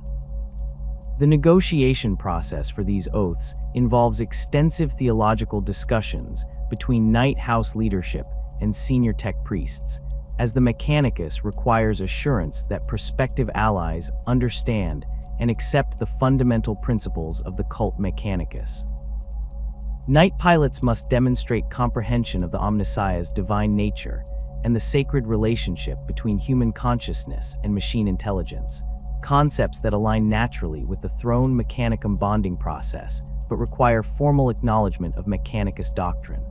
These negotiations can span years or even decades, as both parties work to establish terms that preserve Knight House autonomy while ensuring compliance with Mechanicus religious requirements. The spiritual transformation that accompanies Mechanicus allegiance extends beyond simple acceptance of cult Mechanicus doctrine to encompass fundamental changes in how Knight pilots understand their relationship with their war machines. Mechanicus-aligned pilots receive extensive training in the proper rituals and prayers required to commune with machine spirits, learning to approach their Throne Mechanicum systems not merely as technological interfaces, but as sacred conduits to the divine will of the Omnissiah.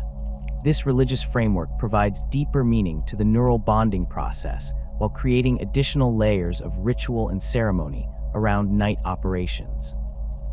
Tech priests assigned to Mechanicus Knight houses serve dual roles as both technical specialists and spiritual advisors, providing guidance on proper machine-spirit communion while maintaining the complex technological systems that enable Knight operations. These tech priests undergo specialized training that combines standard Mechanicus doctrine with specific knowledge of Knight technology and noble cultural traditions, creating hybrid specialists who can bridge the gap between the purely technological focus of typical Mechanicus operations and the feudal honor codes that govern Knight society. The most successful of these tech priests develop deep personal relationships with Knight pilots and their families, becoming trusted advisors who influence major house decisions while ensuring continued compliance with Mechanicus obligations. The sacristan orders within Mechanicus-aligned houses undergo extensive modification to incorporate cult mechanicus practices and beliefs into their traditional maintenance and support roles. These enhanced sacristans receive training in basic mechanicus rituals and technological principles, enabling them to perform routine maintenance tasks according to proper religious protocols, while identifying situations that require intervention by fully ordained tech priests. The integration of mechanicus doctrine into sacristan training creates a more sophisticated understanding of knight technology among house retainers, while ensuring that all maintenance work adheres to the strict standards required by Forge World overseers. The sacred rituals that govern knight maintenance within mechanicus-aligned houses reflect the fusion of ancient feudal traditions with cult mechanicus religious practices, creating elaborate ceremonies that can span days or weeks for major overhauls and upgrades. These rituals begin with purification rites designed to cleanse both the knight suit and its pilot of any spiritual contamination that might interfere with proper machine spirit function. Incense burners fill the maintenance bays with sacred oils and mechanical lubricants, while tech priests chant binary hymns that invoke the Omnissiah's blessing on the work to be performed. The disassembly process follows strict protocols that treat each component as a sacred relic, requiring individual blessing and examination. Tech priests carefully inspect every armor plate, weapon system, and internal mechanism for signs of wear, damage, or spiritual corruption, while recording detailed observations in maintenance logs that serve both practical and religious purposes. The most critical components, particularly those related to the Throne Mechanicum system and primary weapon arrays, receive extended examination involving sophisticated scanning equipment and divination rituals designed to detect problems that might not be apparent through purely technological analysis. The replacement of worn or damaged components involves complex ceremonies that formally transfer the machine's spirit essence from old parts to new ones, ensuring continuity of consciousness and preventing spiritual disruption that could affect knight performance. These transfer rituals require precise timing and coordination between multiple tech priests, as the machine's spirit must be maintained in a stable state throughout the replacement process. The ceremonies incorporate elements of both mechanicus doctrine and local knight house traditions, creating unique hybrid rituals that reflect the specific spiritual character of individual houses and their patron forge worlds. The mysteries surrounding standard template construct technology create additional layers of complexity within mechanicus knight operations, as many knight systems incorporate STC elements that remain incompletely understood even by senior tech priests. The Throne Mechanicum systems represent particularly enigmatic examples of Dark Age technology, utilizing neural interface principles that combine quantum consciousness transfer with artificial intelligence in ways that challenge current mechanicus understanding. Tech priests working with these systems must balance their desire to comprehend ancient technologies with the practical necessity of maintaining operational effectiveness without risking damage to irreplaceable components. The research efforts conducted by mechanicus-aligned knight houses often focus on unlocking the secrets of their ancient technologies while developing new applications for existing systems. These investigations require careful coordination between knight house sacristans, who possess intimate practical knowledge of their equipment, and Forge World research teams, who bring sophisticated analytical capabilities and theoretical understanding to the collaboration. The most successful research projects combine practical field experience with laboratory analysis, creating new insights into knight technology that benefit both the specific house involved and the broader mechanicus understanding of ancient human achievements.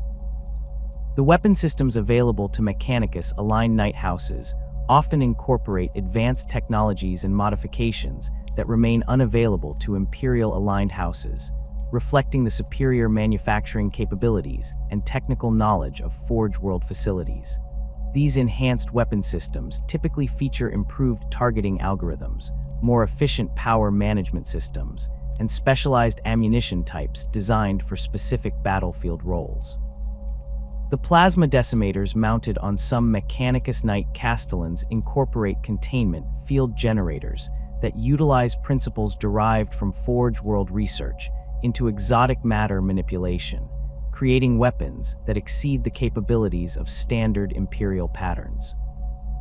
The thermal cannon variants employed by Mechanicus Knight errants often feature enhanced focusing systems that increase effective range and penetration capabilities, while reducing power consumption through more efficient plasma containment protocols. These improvements result from centuries of collaborative development between Knight House sacristans and Forge World research teams, combining practical field experience with theoretical advances in plasma physics and materials science. The manufacturing processes required for these enhanced systems remain closely guarded secrets of specific Forge Worlds, creating dependencies that strengthen the bonds between patron forges and their sworn Knight houses. The defensive systems available to Mechanicus-aligned Knights frequently incorporate advanced technologies that provide superior protection against specific threat types encountered during Mechanicus operations. Iron shields mounted on these Knights often feature enhanced power generators and more sophisticated field manipulation systems that can adapt their protective characteristics based on incoming weapon types and environmental conditions. These adaptive systems require constant monitoring and adjustment by onboard tech priests, creating additional crew requirements that are offset by significantly improved survivability in dangerous operational environments. The differences in Knight variants between Mechanicus and Imperial allegiances extend beyond simple equipment modifications to encompass fundamental design philosophies that reflect the distinct priorities and capabilities of their respective patrons. Mechanicus-aligned houses typically operate Knight variants that emphasize technological sophistication and specialized capabilities over the balanced versatility favored by Imperial designs.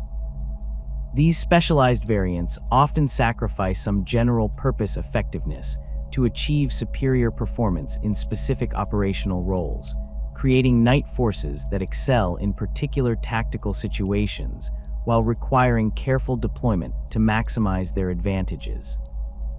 The Knight Moirax represents an example of Mechanicus-specific design philosophy, mounting sophisticated conversion beam cannons that utilize exotic energy manipulation principles developed through Forge World research programs. These weapons generate focused energy beams that increase in destructive power as they travel, making them devastatingly effective against distant targets while remaining relatively ineffective at close range. The complex targeting systems required for effective conversion beam operation incorporate artificial intelligence subroutines that exceed the capabilities of standard Imperial targeting computers, creating weapon systems that require specialized training and maintenance protocols.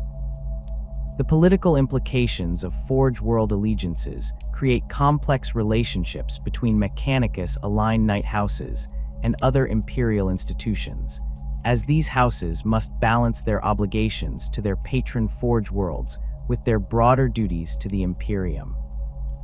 The semi-autonomous status of Forge Worlds within Imperial structure means that Mechanicus-aligned houses sometimes find themselves operating under conflicting directives when Forge World priorities diverge from broader Imperial strategic objectives.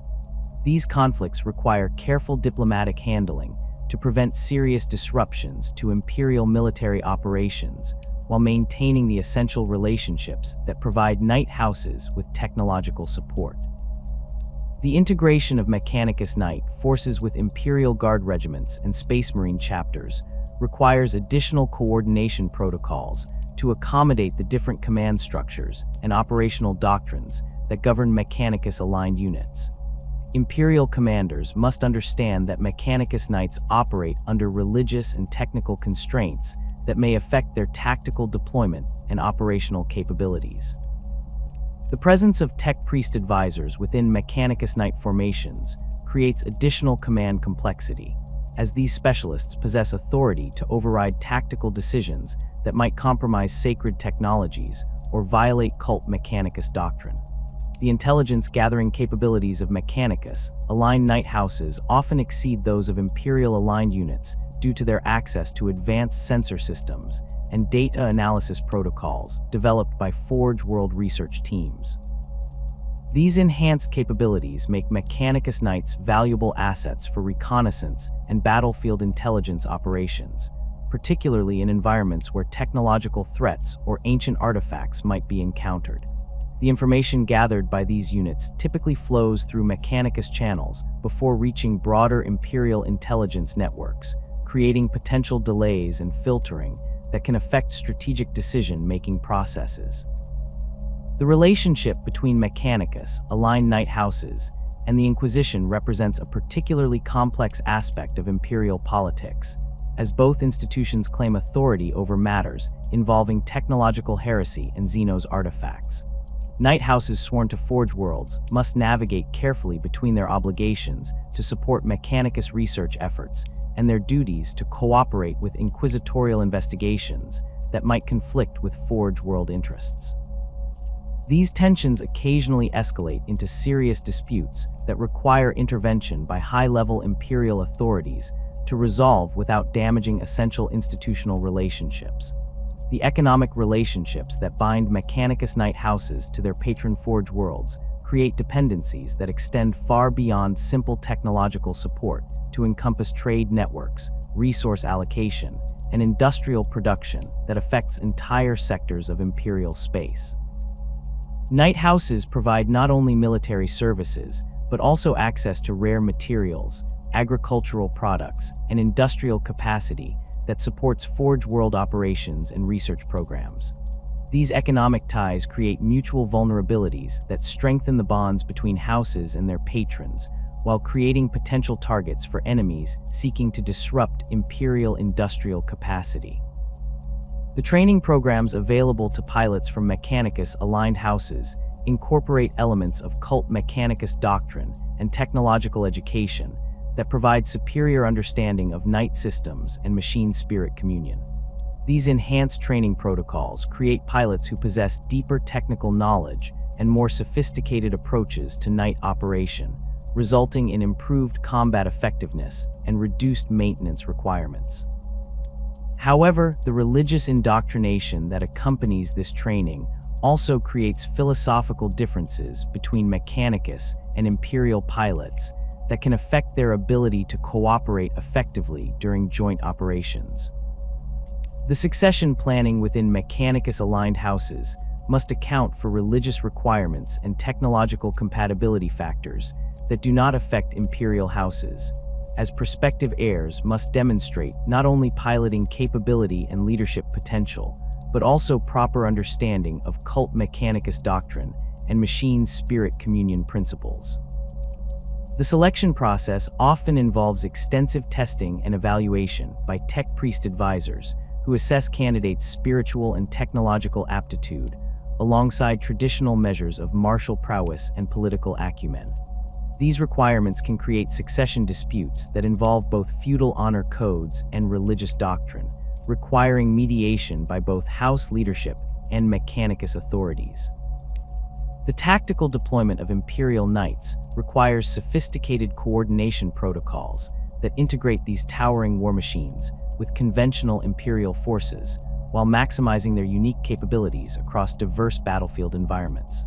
The fundamental challenge facing Imperial commanders involves leveraging the Knights' overwhelming firepower and psychological impact while mitigating their vulnerabilities to concentrated anti-armor fire and coordinated enemy tactics.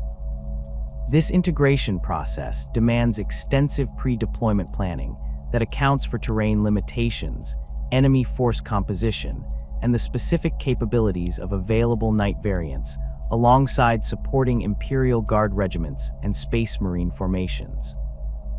The doctrine of combined arms warfare that governs modern Imperial military operations has evolved to incorporate Knight formations as specialized heavy assault and fire support elements that operate in coordination with more numerous conventional forces.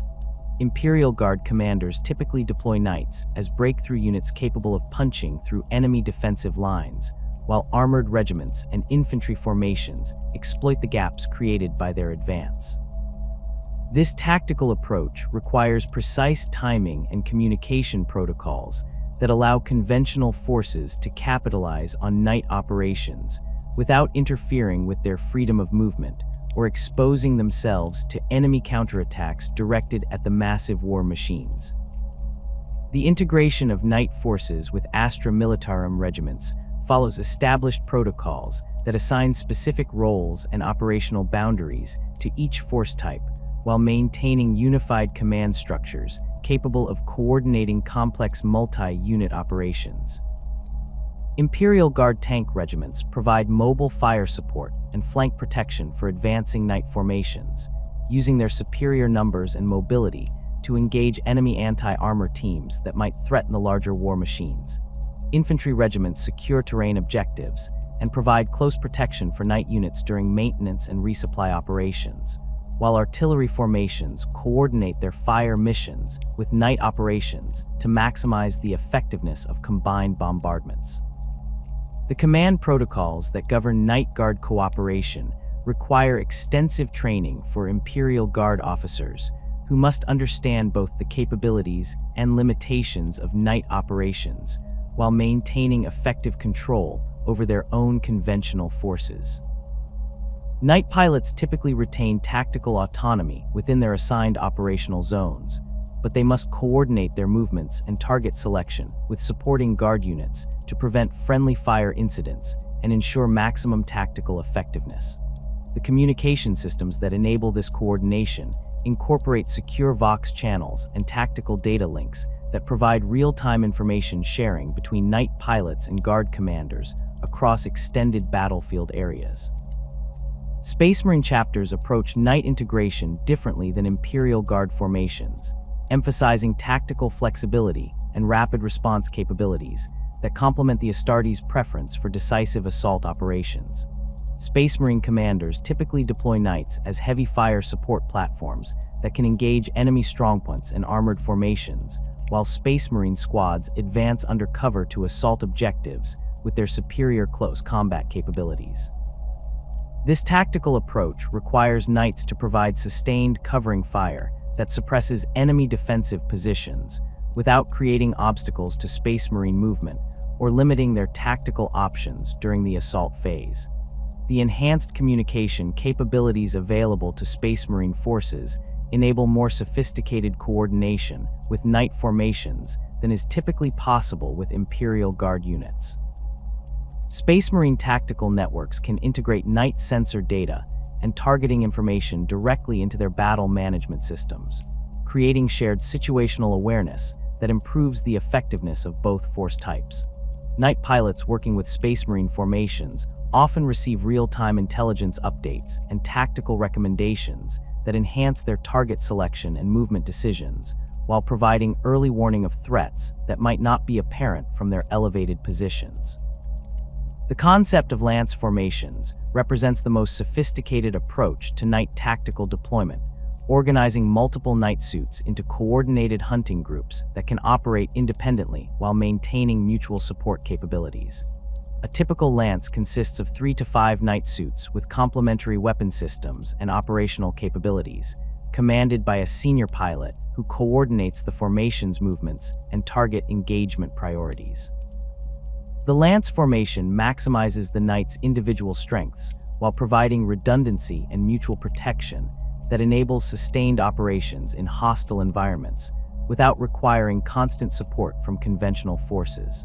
The composition of effective lance formations requires careful consideration of weapon system compatibility and tactical role distribution that enables the formation to engage diverse enemy threats while maintaining operational flexibility. A balanced lance typically includes at least one knight variant equipped for long-range fire support, one designed for close combat operations, and one configured for anti-infantry or reconnaissance duties. This combination ensures that the lance can respond effectively to most tactical situations while providing sufficient firepower concentration to overwhelm enemy defensive positions or destroy high-value targets.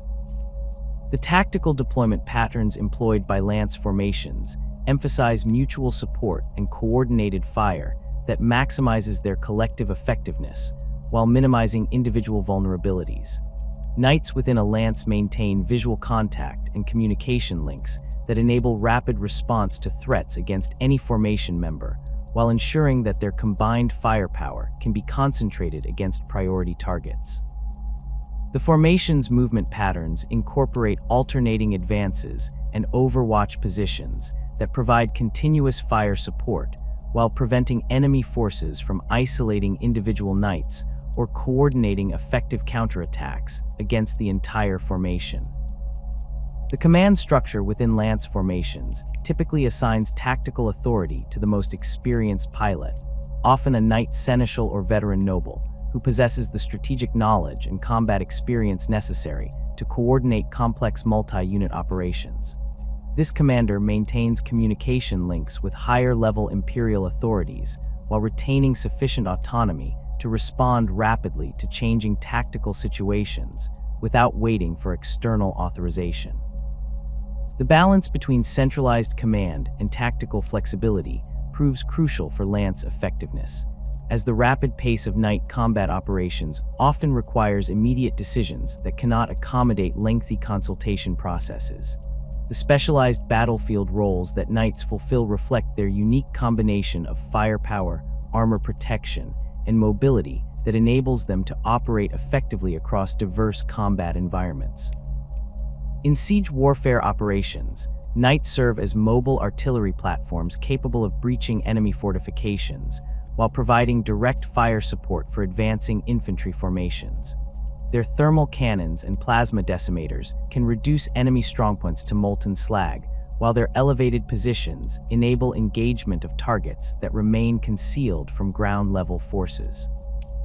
The psychological impact of knights advancing across siege lines often proves as valuable as their physical combat capabilities, as enemy defenders frequently abandon their positions rather than face direct assault by towering war machines.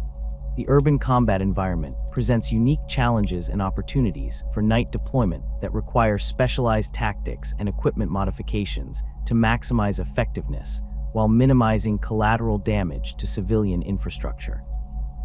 Knights operating in urban environments must navigate narrow streets and avoid structural damage to buildings that might collapse and trap the massive war machines, while their weapons must be carefully employed to prevent excessive destruction of civilian areas. The confined spaces typical of urban warfare limit knight mobility advantages, while increasing their vulnerability to close-range anti-armor attacks from enemy forces positioned in buildings and underground facilities. The tactical modifications required for effective urban knight operations include enhanced sensor systems that can detect enemy forces concealed within buildings and specialized weapon configurations that provide precision engagement capabilities suitable for close-quarters combat. Night Wardens prove particularly effective in urban environments due to their rapid-fire Gatling cannons that can suppress enemy positions without causing excessive structural damage, while Night Gallants excel at clearing enemy strongpoints through direct assault when precision weapons prove insufficient. The coordination between knights and supporting infantry becomes especially critical in urban operations, as Space Marine and Guard units must provide close protection while clearing buildings and underground areas that remain inaccessible to the larger war machines. The open field engagement scenarios that characterize many Imperial military operations provide ideal conditions for night deployment, allowing these war machines to utilize their full mobility and firepower advantages against enemy formations.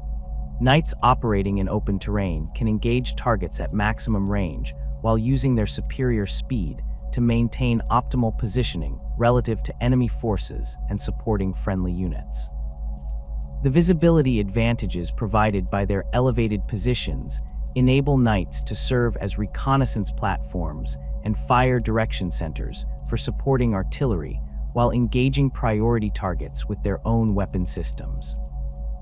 The anti-armor operations that represent one of Knight's primary battlefield roles require sophisticated target identification and engagement protocols that enable effective engagement of enemy heavy vehicles and war machines while conserving ammunition and avoiding unnecessary exposure to return fire.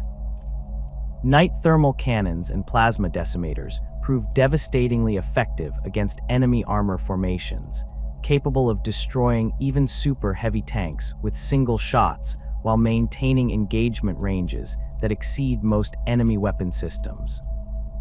The coordination of anti-armor operations with supporting forces enables knights to engage enemy heavy units, while conventional forces handle lighter targets and provide flank protection against enemy attempts to overwhelm knight positions through numerical superiority. The command and control systems that enable effective knight operations incorporate sophisticated communication networks and tactical data management capabilities that provide real-time coordination between individual knights, lance formations, and supporting Imperial forces. These systems must accommodate the unique requirements of knight operations while maintaining compatibility with standard Imperial military communication protocols and security procedures. The elevated positions occupied by knight pilots provide excellent observation capabilities that enable them to serve as battlefield intelligence gathering platforms, while their advanced sensor systems can detect and track enemy movements across vast territorial areas. The role of seneschals within knight command structures extends beyond simple administrative duties to encompass tactical coordination and strategic planning responsibilities that prove crucial for effective knight deployment. Senior seneschals often serve as liaison officers between knight formations and Imperial Guard or Space Marine commanders, translating tactical requirements and operational constraints between different military traditions and command structures. Their understanding of both knight capabilities and Imperial military doctrine enables them to develop deployment plans that maximize the effectiveness of combined operations, while ensuring that knight forces receive appropriate support and protection from conventional units. The coordination of mixed knight formations that include multiple house allegiances and knight variants requires sophisticated command protocols that accommodate different operational doctrines and equipment capabilities, while maintaining unified tactical control. Imperial commanders must understand the specific strengths and limitations of each knight variant within their formations, while accounting for the political and cultural factors that affect cooperation between different knight houses. The most effective mixed formations assign specific operational roles to each knight type, while maintaining sufficient flexibility to adapt their tactics based on changing battlefield conditions and enemy responses.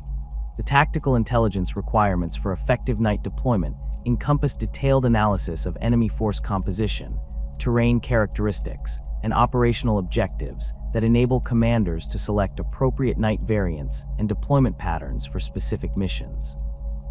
Intelligence gathering operations must identify enemy anti-armor capabilities and positioning, while assessing terrain features that might limit knight mobility or provide advantages for enemy defensive operations. The integration of knight sensor data with conventional intelligence sources creates comprehensive battlefield awareness that improves tactical decision-making while providing early warning of threats that might compromise knight operations. The logistical coordination required for knight operations involves complex supply chains and maintenance protocols that must accommodate the unique requirements of these massive war machines, while ensuring continued operational effectiveness throughout extended campaigns. Knight formations require specialized ammunition, fuel, and replacement parts that often exceed the supply capabilities of standard Imperial Guard logistics systems, necessitating dedicated supply lines and maintenance facilities that can support knight operations in forward deployment areas. The coordination between Knight House sacristans and Imperial Guard technical personnel creates hybrid maintenance capabilities that can address routine knight maintenance requirements while preserving specialized knowledge and equipment for major repairs and overhauls. The battlefield communication protocols that govern knight operations must accommodate the unique command structures and cultural traditions of knight houses, while ensuring effective integration with Imperial military communication networks. Knight pilots typically maintain internal house communication channels that enable coordination between pilots from the same house, while participating in broader Imperial tactical networks that provide coordination with supporting forces. The balance between house autonomy and Imperial command authority requires careful management to prevent conflicts between competing command structures, while ensuring that Knight forces receive appropriate tactical direction and support during complex operations. The electronic warfare considerations that affect modern Knight operations include both defensive measures designed to protect Knight communication and control systems from enemy interference and offensive capabilities that enable Knights to disrupt enemy coordination and targeting systems. Knight sensor arrays and communication equipment represent high-value targets for enemy electronic warfare attacks that might disable or degrade Knight operational capabilities, requiring sophisticated countermeasures and backup systems that ensure continued effectiveness even under adverse conditions. The integration of Knight electronic warfare capabilities with broader Imperial electronic warfare operations creates synergistic effects that enhance the effectiveness of both Knight and conventional forces while degrading enemy operational capabilities. The psychological warfare aspects of Knight deployment extend beyond simple intimidation to encompass sophisticated propaganda and morale operations that leverage the symbolic significance of these ancient war machines within Imperial culture and enemy perceptions. The sight of Knight banners and heraldry advancing across battlefields creates powerful psychological effects that can influence both friendly and enemy forces, reinforcing Imperial morale while potentially causing enemy units to break and flee before actual combat begins. The careful management of Knight symbolic presence during military operations can amplify their tactical effectiveness while supporting broader strategic objectives related to Imperial authority and legitimacy in contested territories. The establishment of House Tyrannes as the first and most ancient of all Knight houses traces its origins to the earliest days of human expansion beyond Terra, when the first colonization fleets carried standard template construct technology to the red sands of Mars itself. Unlike the agricultural and mining colonies that would characterize most Knight worlds, House Tyrannes emerged from the industrial complexes and forged cities that transformed Mars into humanity's primary manufacturing center during the Dark Age of technology. The House's founding members were engineer nobles who oversaw the massive terraforming operations that created the first habitable zones on Mars, using primitive Knight suits to construct the atmospheric processors and industrial facilities that would eventually become the foundation of Mechanicus power. The relationship between House Tyrannes and the emerging cult Mechanicus developed organically through centuries of shared technological development and mutual dependence that predated the formal establishment of either institution. The House's Knight suits evolved alongside Martian manufacturing capabilities, incorporating innovations and improvements that reflected the planet's growing expertise in mechanical engineering and artificial intelligence development. The Throne Mechanicum systems employed by House Tyrannes pilots represented the most sophisticated examples of neural interface technology available anywhere in human space, utilizing quantum consciousness transfer protocols that enabled unprecedented integration between human awareness and machine intelligence. During the Age of Strife, House Tyrannes served as the primary military force defending Mars from the various threats that emerged as human civilization collapsed across the galaxy.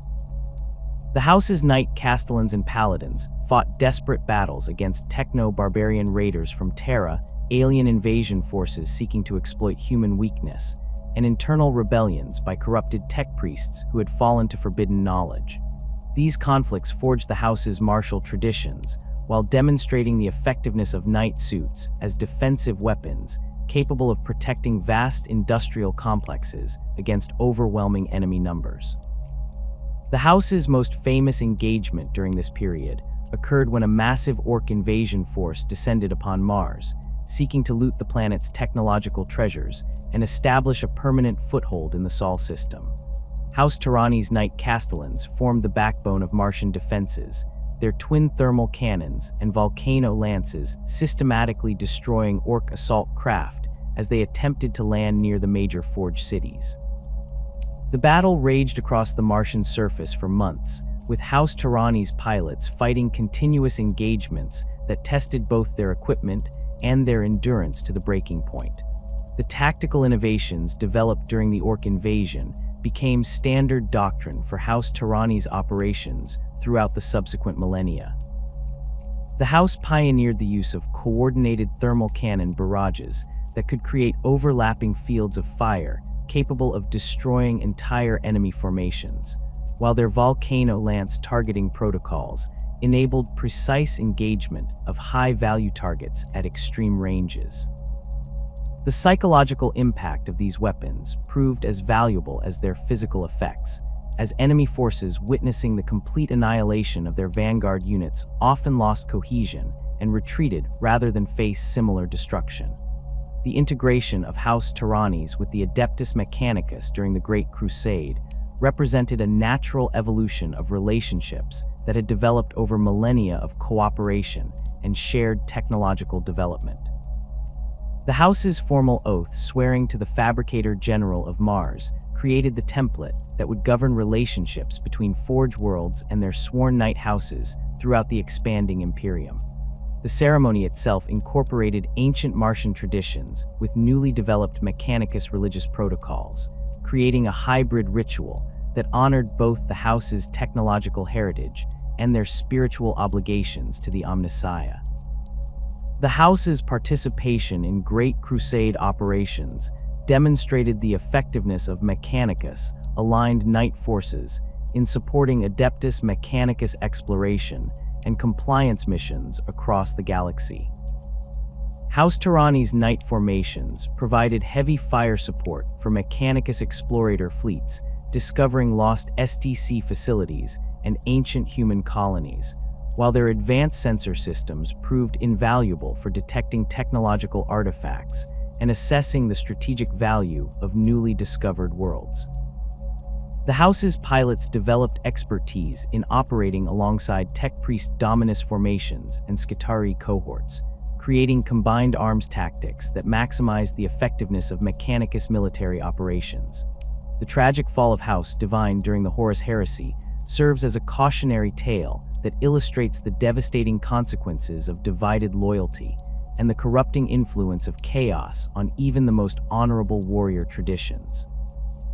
House Divine of Malech had established itself as one of the most prestigious Imperial Knight houses during the Great Crusade, earning battle honors alongside the Luna Wolves Legion in numerous compliance campaigns across the galaxy. The House's pilots had developed personal relationships with many Space Marines from Horus's Legion, creating bonds of brotherhood forged through shared combat experience and mutual respect for each other's martial prowess. The initial corruption of House Divine began subtly, through seemingly innocent modifications to their knight suits that were presented as improvements developed by the sons of Horus Legion's technical specialists. These modifications included enhanced targeting systems that incorporated warp-based calculation matrices, improved armor plating inscribed with protective runes that actually channeled demonic influence, and weapon upgrades that drew power from sources that violated the sacred principles of machine-spirit communion. The gradual nature of these changes prevented House Divine's sacristans from recognizing the true nature of the corruption until it had progressed beyond the point where conventional purification rituals could cleanse the tainted systems. The House's Knight pilots began experiencing disturbing visions during neural interface connections, describing whispered voices that seemed to emanate from their Throne Mechanicum systems, and offering tactical insights that proved unnaturally effective in combat situations. These experiences initially appeared beneficial, as pilots reported enhanced reflexes and improved battlefield awareness that translated into superior combat performance. However, the psychological effects of prolonged exposure to these corrupted systems gradually eroded the pilots' moral restraints and ethical judgment, making them increasingly susceptible to the philosophical arguments that justified rebellion against imperial authority. The decisive moment for House Divine came when Horus himself arrived on Malech to demand their allegiance for his rebellion against the Emperor. The War Master's personal charisma and his intimate knowledge of the House's service record enabled him to present compelling arguments that their primary loyalty belonged to him rather than to a distant emperor who had never personally led them in battle. The House's ruling council found themselves torn between their formal oaths to the Imperium and their personal bonds with the Sons of Horus, while the corrupted machine spirits of their knight suits whispered encouragement for rebellion and promises of greater power through service to chaos. The internal division within House Divine created a devastating civil war that split families and destroyed centuries of tradition and honor. Younger pilots who had served extensively with the Sons of Horus generally supported joining Horus's rebellion, while older nobles who remembered the original oath-swearing ceremonies maintained their loyalty to the imperial throne. The conflict escalated into actual combat when loyalist pilots attempted to prevent their corrupted kinsmen from departing Malech to join Horus's forces, resulting in knight versus knight battles that violated every principle of honor and unity that had sustained the House throughout its history. The corruption that had infected House Divine's knight suits manifested in increasingly obvious ways as the heresy progressed, with their war machines displaying characteristics that clearly indicated demonic possession or warped taint. The knight suit's armor plating began showing spontaneous changes in coloration and texture, developing organic-looking growths and inscriptions that appeared without human intervention. The machine spirits became increasingly aggressive and unpredictable, sometimes refusing to follow pilot commands or taking independent actions that reflected malevolent intelligence rather than programmed responses. House Raven emerged from the Horus heresy as one of the most steadfast and reliable Imperial Knight houses, earning a reputation for unwavering loyalty and tactical excellence that would define their character throughout the subsequent millennia. Unlike many houses that struggled with divided loyalties or internal conflicts during the Civil War, House Raven maintained absolute unity in their support for the imperial cause, viewing the rebellion as a fundamental betrayal of the oaths and traditions that gave meaning to knight existence. The House's pilots fought with exceptional determination against traitor forces, demonstrating tactical innovations and combat effectiveness that earned recognition from Space Marine chapters and Imperial Guard commanders across multiple theaters of operation. The House's most significant contribution to the Imperial war effort occurred during the defense of the Thramas sector, where House Raven Knight formations provided crucial support for Imperial forces attempting to contain the Night Lord's Legion's terror campaigns against civilian populations. The House's Knight Paladins and Errants proved particularly effective against the hit and run tactics favored by the Night Lords, using their superior mobility and firepower to intercept raiding forces before they could escape after conducting their attacks on Imperial settlements. The psychological impact of House Raven's presence proved as valuable as their combat capabilities, as their distinctive blue and yellow heraldry became a symbol of imperial protection and determination for beleaguered civilian populations. The tactical doctrine developed by House Raven during the heresy emphasized coordinated operations with conventional imperial forces, creating integrated battle groups that maximized the effectiveness of both knight formations and supporting units. House Raven pilots received extensive training in Imperial Guard communication protocols and Space Marine tactical procedures, enabling them to serve as effective liaison officers and coordination specialists during complex multi-unit operations. This expertise in combined arms warfare made House Raven formations highly sought after by Imperial commanders planning major offensive operations or defensive campaigns that required precise coordination between diverse force types. The House's relationship with various Imperial institutions developed through centuries of faithful service and demonstrated competence in diverse operational environments. House Raven maintained particularly close ties with several Space Marine chapters, including the Imperial Fists and their successor chapters, who appreciated the House's methodical approach to warfare and their reliability in supporting siege operations and defensive campaigns. The House also developed strong working relationships with numerous Imperial Guard regiments, particularly those specializing in armored warfare and combined arms operations that benefited from night fire support and breakthrough capabilities. The technological innovations pioneered by House Raven reflected their practical approach to warfare and their willingness to adapt existing systems to meet changing tactical requirements.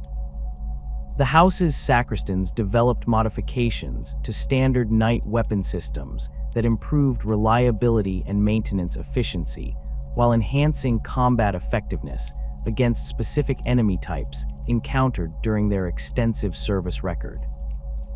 These innovations included improved targeting algorithms for engaging fast-moving targets, enhanced armor configurations that provided better protection against specific weapon types, and communication systems that enabled more effective coordination with supporting Imperial forces. House Krast represents one of the most aggressive and martial of all Imperial Knight houses, with a warrior culture that emphasizes personal combat prowess and honor gained through direct confrontation with enemies of the Imperium. The House's traditions trace their origins to the harsh conditions of their homeworld, where constant threats from hostile wildlife and environmental hazards created a society that valued strength, courage, and the ability to face danger without hesitation. These cultural characteristics translated naturally into night warfare, creating pilots who excelled in close combat operations and breakthrough assaults that required exceptional skill and determination to execute successfully. The House's preference for close combat operations led to the development of specialized tactical doctrines that maximized the effectiveness of night gallants and other melee-focused variants while providing appropriate support for these aggressive combat styles. House Krast pilots received extensive training in close-quarters combat techniques that enabled them to operate effectively in urban environments and confined spaces, where their aggressive approach could overcome enemy defensive advantages. The House's Night Gallants became legendary for their devastating charge attacks that could break enemy formations and create opportunities for supporting forces to exploit tactical advantages. The rivalry between House Krast and other Knight houses stemmed from their aggressive culture and their tendency to compete for the most dangerous and prestigious combat assignments during military campaigns. House Krast pilots often viewed other houses as insufficiently committed to direct confrontation with enemies, while other houses sometimes considered House Krast's approach reckless and potentially wasteful of valuable Knight assets. These tensions occasionally escalated into formal challenges and honor duels that required careful mediation by Imperial authorities to prevent serious disruptions to military operations. The House's service record during major Imperial campaigns demonstrated both the advantages and risks associated with their aggressive tactical approach. House Krast formations proved devastatingly effective in breakthrough operations and assault missions that required rapid penetration of enemy defensive lines, but their eagerness for close combat sometimes led to tactical situations where their Knight suits suffered unnecessary damage or became isolated from supporting forces. The most successful House Krast operations involved careful coordination with other Knight houses and Imperial forces that could provide appropriate support for their aggressive tactics while capitalizing on the opportunities created by their assault capabilities. The cultural traditions maintained by House Krast included elaborate honor codes and ritual combat practices that reinforced their martial values, while providing structured outlets for the competitive instincts that characterized their warrior society. These traditions included formal dueling protocols that allowed pilots to resolve personal disputes through single combat, ceremonial hunts that tested individual courage and skill against dangerous prey, and elaborate feast celebrations that honored successful combat operations while reinforcing social bonds within the house hierarchy. The house's relationship with imperial military forces reflected their reputation for aggressive tactics and their effectiveness in specific types of combat operations. Imperial Guard commanders often requested House Crass support for assault operations and breakthrough missions that required the kind of determined frontal attack that the House specialized in providing. However, some commanders preferred to work with other Knight houses for operations requiring more subtle tactical approaches or extended coordination with conventional forces, as House Crast's aggressive culture sometimes created complications in complex multi-unit operations. The training programs maintained by House Crast emphasized physical conditioning and combat skill development that prepared pilots for the demanding requirements of close combat Knight operations. Young nobles underwent extensive martial arts training and physical fitness programs that developed the reflexes and endurance necessary for effective melee combat, while advanced pilot training focused on the specific techniques required for operating Knight gallants and other close combat variants. The house's sacristans received specialized training in maintaining and repairing Knight suits that had sustained the kind of damage typical of close combat operations, developing expertise in rapid field repairs and combat damage assessment that enabled continued operations under adverse conditions. The legacy of these major Knight houses continues to influence imperial military doctrine and Knight house culture throughout the 41st millennium, as their examples provide both inspiration and cautionary lessons for subsequent generations of Knight pilots and house leadership. The steadfast loyalty demonstrated by House Raven serves as the standard against which other houses measure their own dedication to imperial service, while the tragic fall of House Divine reminds all Knight pilots of the constant vigilance required to resist the corrupting influence of chaos. House Tyrannes remains the most prestigious of all Mechanicus-aligned houses, their ancient heritage and technological expertise making them valuable allies for Forge World operations across the galaxy. House Crast's aggressive warrior culture continues to produce some of the most effective close combat specialists within Imperial Knight forces, though their approach requires careful management to prevent unnecessary losses and tactical complications. The dawn of the 41st millennium brought unprecedented challenges to the Knight houses that had survived the tumultuous millennia since the Horus Heresy. Resource scarcity had become an endemic problem across Imperial space, affecting even the most well-established Knight worlds as ancient mining operations reached exhaustion and agricultural yields declined due to environmental degradation and overexploitation. The standard template construct fabrication facilities that had sustained Knight production for millennia began showing signs of irreversible wear, with critical components failing at increasing rates, while replacement parts became impossible to manufacture using available technology. The technological decay affecting Knight operations manifested in numerous ways that threatened the long-term viability of these ancient war machines. Throne Mechanicum systems experienced gradual degradation of their neural interface matrices, requiring increasingly complex maintenance rituals and replacement procedures that strained the capabilities of even the most skilled sacristans. Machine spirits displayed erratic behavior patterns that suggested fundamental corruption or damage to their core programming, sometimes refusing pilot commands or executing actions that contradicted established operational protocols. The sophisticated targeting systems and sensor arrays that enabled effective Knight combat operations suffered from component failures that could not be repaired using current Imperial manufacturing capabilities. Knight worlds found themselves increasingly isolated as warp storm activity intensified throughout the galaxy, disrupting the supply lines and communication networks that had sustained their operations for millennia. Forge worlds that had previously provided regular maintenance support and technological upgrades became unreachable for years or decades at a time, forcing Knight houses to rely entirely on their own resources and accumulated knowledge. The Adeptus Mechanicus expeditions that had once brought new technologies and replacement components to distant night worlds ceased arriving, leaving these isolated domains to face mounting challenges without external assistance. The expanding influence of various xeno species created new threats that challenged traditional knight tactical doctrines and equipment capabilities. Tyrannid hive fleets presented swarm tactics that overwhelmed conventional knight formations through sheer numerical superiority, while their bioweapons proved capable of penetrating knight armor through acid secretions and organic projectiles that bypassed traditional defensive systems.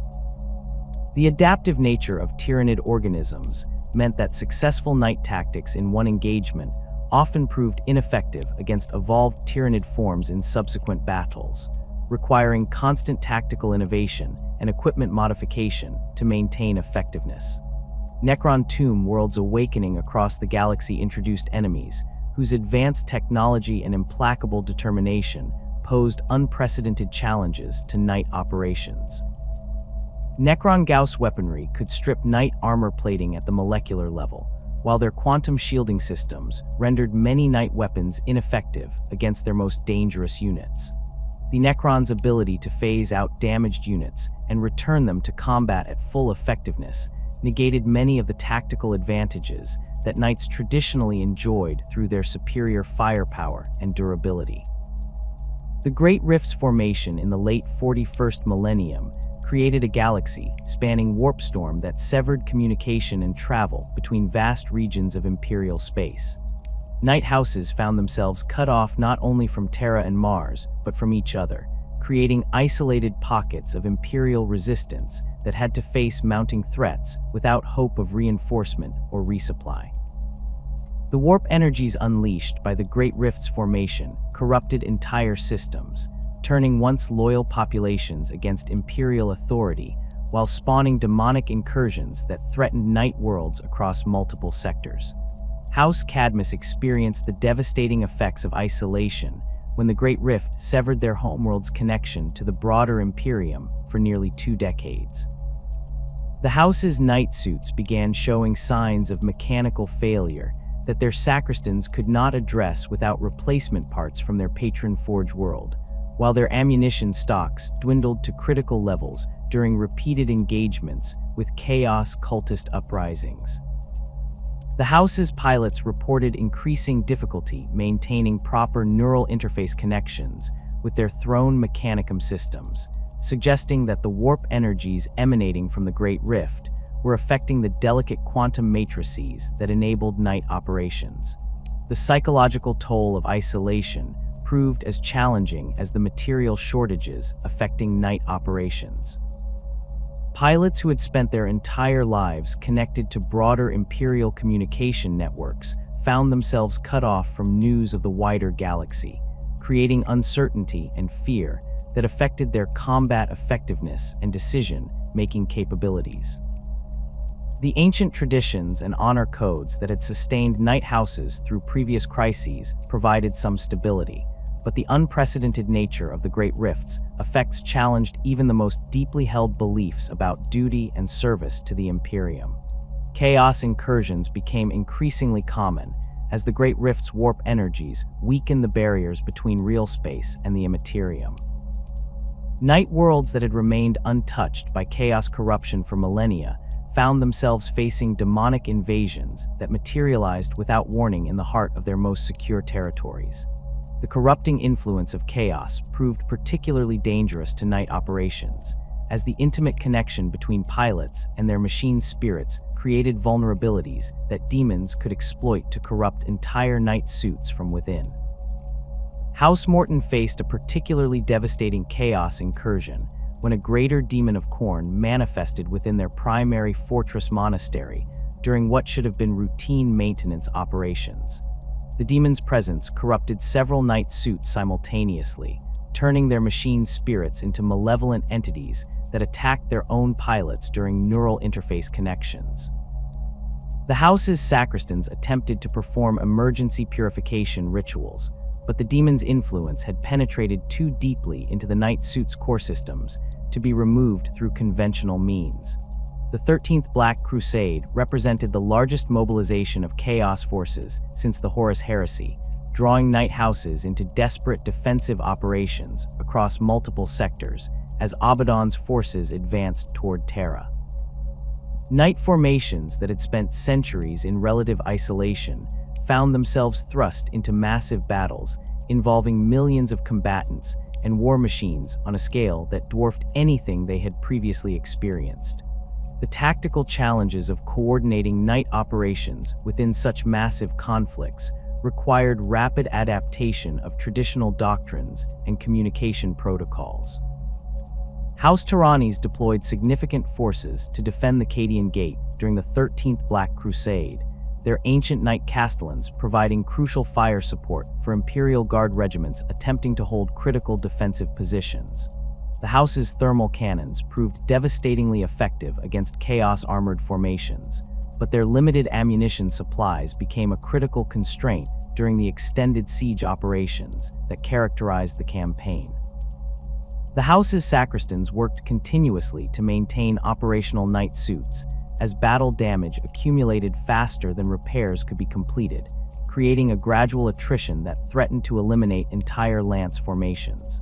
The fall of Cadia sent shockwaves throughout the knight houses that had committed forces to its defense, as the destruction of this crucial fortress world demonstrated that even the most heavily defended Imperial positions could fall to determined Chaos assault. The knight pilots who survived the planet's destruction carried with them traumatic memories of watching their homeworld die while being unable to prevent its fate, creating psychological wounds that affected their combat effectiveness for years afterward. The loss of so many experienced pilots and irreplaceable knight suits forced surviving houses to completely reorganize their force structures and tactical doctrines. The plague wars that followed Mortarian's return brought new challenges, as Death Guard forces spread Nurgle's corruption across multiple sectors. Knight houses found their war machines vulnerable to the supernatural diseases and toxins employed by Chaos forces, with pilot life support systems failing to protect against airborne pathogens that could penetrate even sealed armor environments.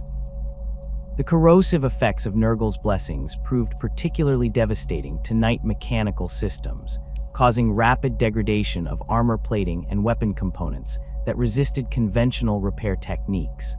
House Griffith encountered Death Guard forces during the defense of Ultramar, where their knight suits became infected with a supernatural rust that spread through their mechanical systems like a living organism. The house's sacristans discovered that conventional purification rituals proved ineffective against this corruption, which seemed to feed on the sacred oils and incense used in standard maintenance procedures. Several knight suits had to be completely abandoned when the corruption reached their Throne Mechanicum systems, creating the risk of pilot infection that could spread throughout the entire house. The Indomitus Crusade launched by Robute Guilliman provided new hope for isolated knight houses, while creating opportunities for those that could contribute to the massive military operations required to reclaim lost Imperial territories. The Primarch's return brought access to new technologies and tactical doctrines that helped knight houses adapt to the changed strategic environment of the 42nd millennium. Primaris Space Marine chapters working alongside knight formations developed enhanced coordination protocols that improved the effectiveness of combined operations, while providing knight pilots with access to advanced medical and technical support. House Raven participated extensively in Indomitus Crusade operations, their tactical flexibility and proven reliability making them valuable assets for the diverse challenges encountered during the Reconquest campaigns. The House's pilots adapted quickly to working alongside Primaris Marines and the new equipment types introduced during the Crusade, developing innovative tactical approaches that maximized the effectiveness of these enhanced capabilities. The House's experience in combined arms operations proved particularly valuable in training other knight houses that had spent decades in isolation and needed to relearn coordination with Imperial forces. The technological innovations introduced during the Indomitus Crusade included new knight variants and weapon systems designed to address the specific threats that had emerged during the galaxy's darkest period. The development of these new capabilities required extensive collaboration between Knight House sacristans, Adeptus Mechanicus tech priests, and Imperial military specialists who combined their knowledge to create solutions for unprecedented tactical challenges. The most successful innovations built upon existing Knight technologies while incorporating new materials and design principles that enhanced combat effectiveness without compromising the essential characteristics that made Knights effective. The tactical adaptation required by Knight houses during this period involved fundamental changes to traditional operational doctrines that had remained largely unchanged for millennia. The swarm tactics employed by Tyrannid forces necessitated new formation patterns and weapon employment techniques that could engage multiple targets simultaneously while maintaining mutual support between Knight units. The advanced technology employed by awakening Necron forces required enhanced sensor systems and specialized ammunition types that could penetrate their sophisticated defensive systems. House Volker developed innovative anti-Tyrannid tactics that emphasized mobility and coordinated fire, rather than the traditional Knight approach of direct assault and breakthrough operations. Their pilots learned to maintain constant movement while engaging Tyrannid swarms, using their superior speed and firepower to avoid being overwhelmed by numerical superiority, while systematically destroying the larger bioforms that coordinated enemy attacks. These tactics required extensive retraining for pilots accustomed to more conventional combat approaches, but they proved highly effective in subsequent engagements with Hive fleet elements. The psychological challenges facing Knight pilots during this period included not only the stress of continuous combat operations, but also the fundamental uncertainty about the Imperium's survival and their own role within the larger Imperial structure. Many pilots struggled with the realization that the galaxy they had sworn to protect had changed beyond recognition, while the ancient traditions and honor codes that had guided their predecessors seemed increasingly inadequate for addressing contemporary challenges. The most successful houses found ways to adapt their traditional values to new circumstances while maintaining the essential characteristics that defined Knight culture.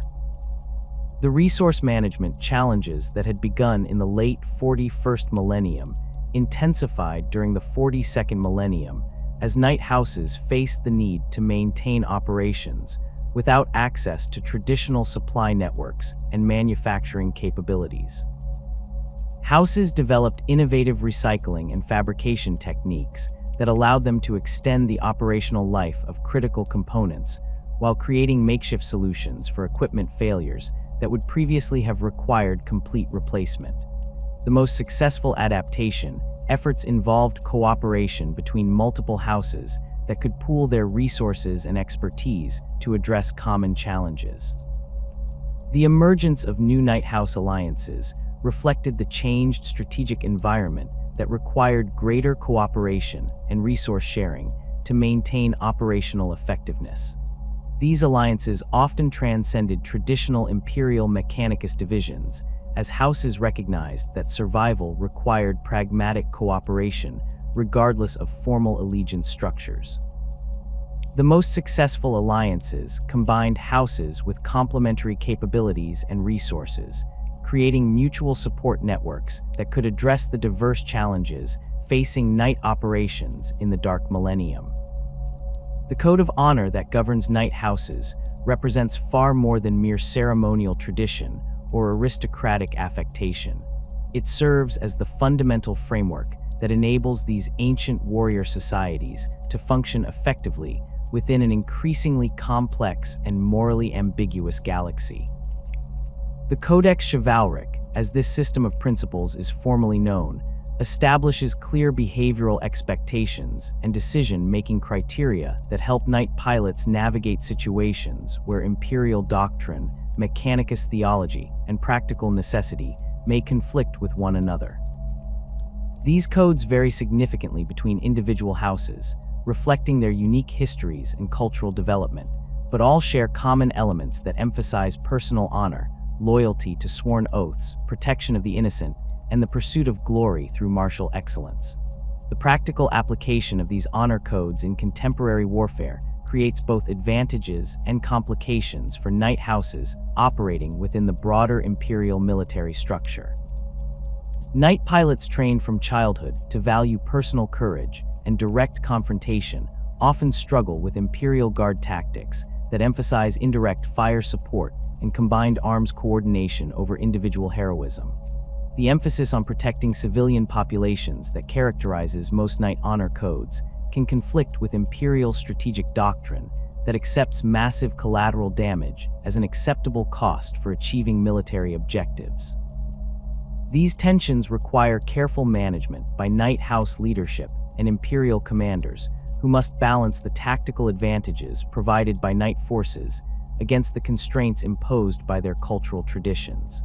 The decision-making process within Knight houses during morally complex situations demonstrates how ancient honor codes adapt to address unprecedented challenges while maintaining their essential character. When House Cadmus encountered Imperial Guard forces executing civilian populations suspected of chaos corruption, their honor code demanded intervention to protect innocent lives despite direct orders from Imperial command to avoid interference. The House's seneschal convened an emergency council that included veteran pilots, sacristans, and house historians to determine how their ancient obligations should apply to this situation. The resulting decision to provide sanctuary for verified civilians while allowing Imperial forces to continue their operations against confirmed cultists represented a compromise that honored both their protective duties and their loyalty to Imperial authority. The spiritual significance of Imperial Knights extends far beyond their tactical effectiveness or technological sophistication to encompass their role as living symbols of humanity's lost golden age and the enduring possibility of nobility within a galaxy consumed by darkness.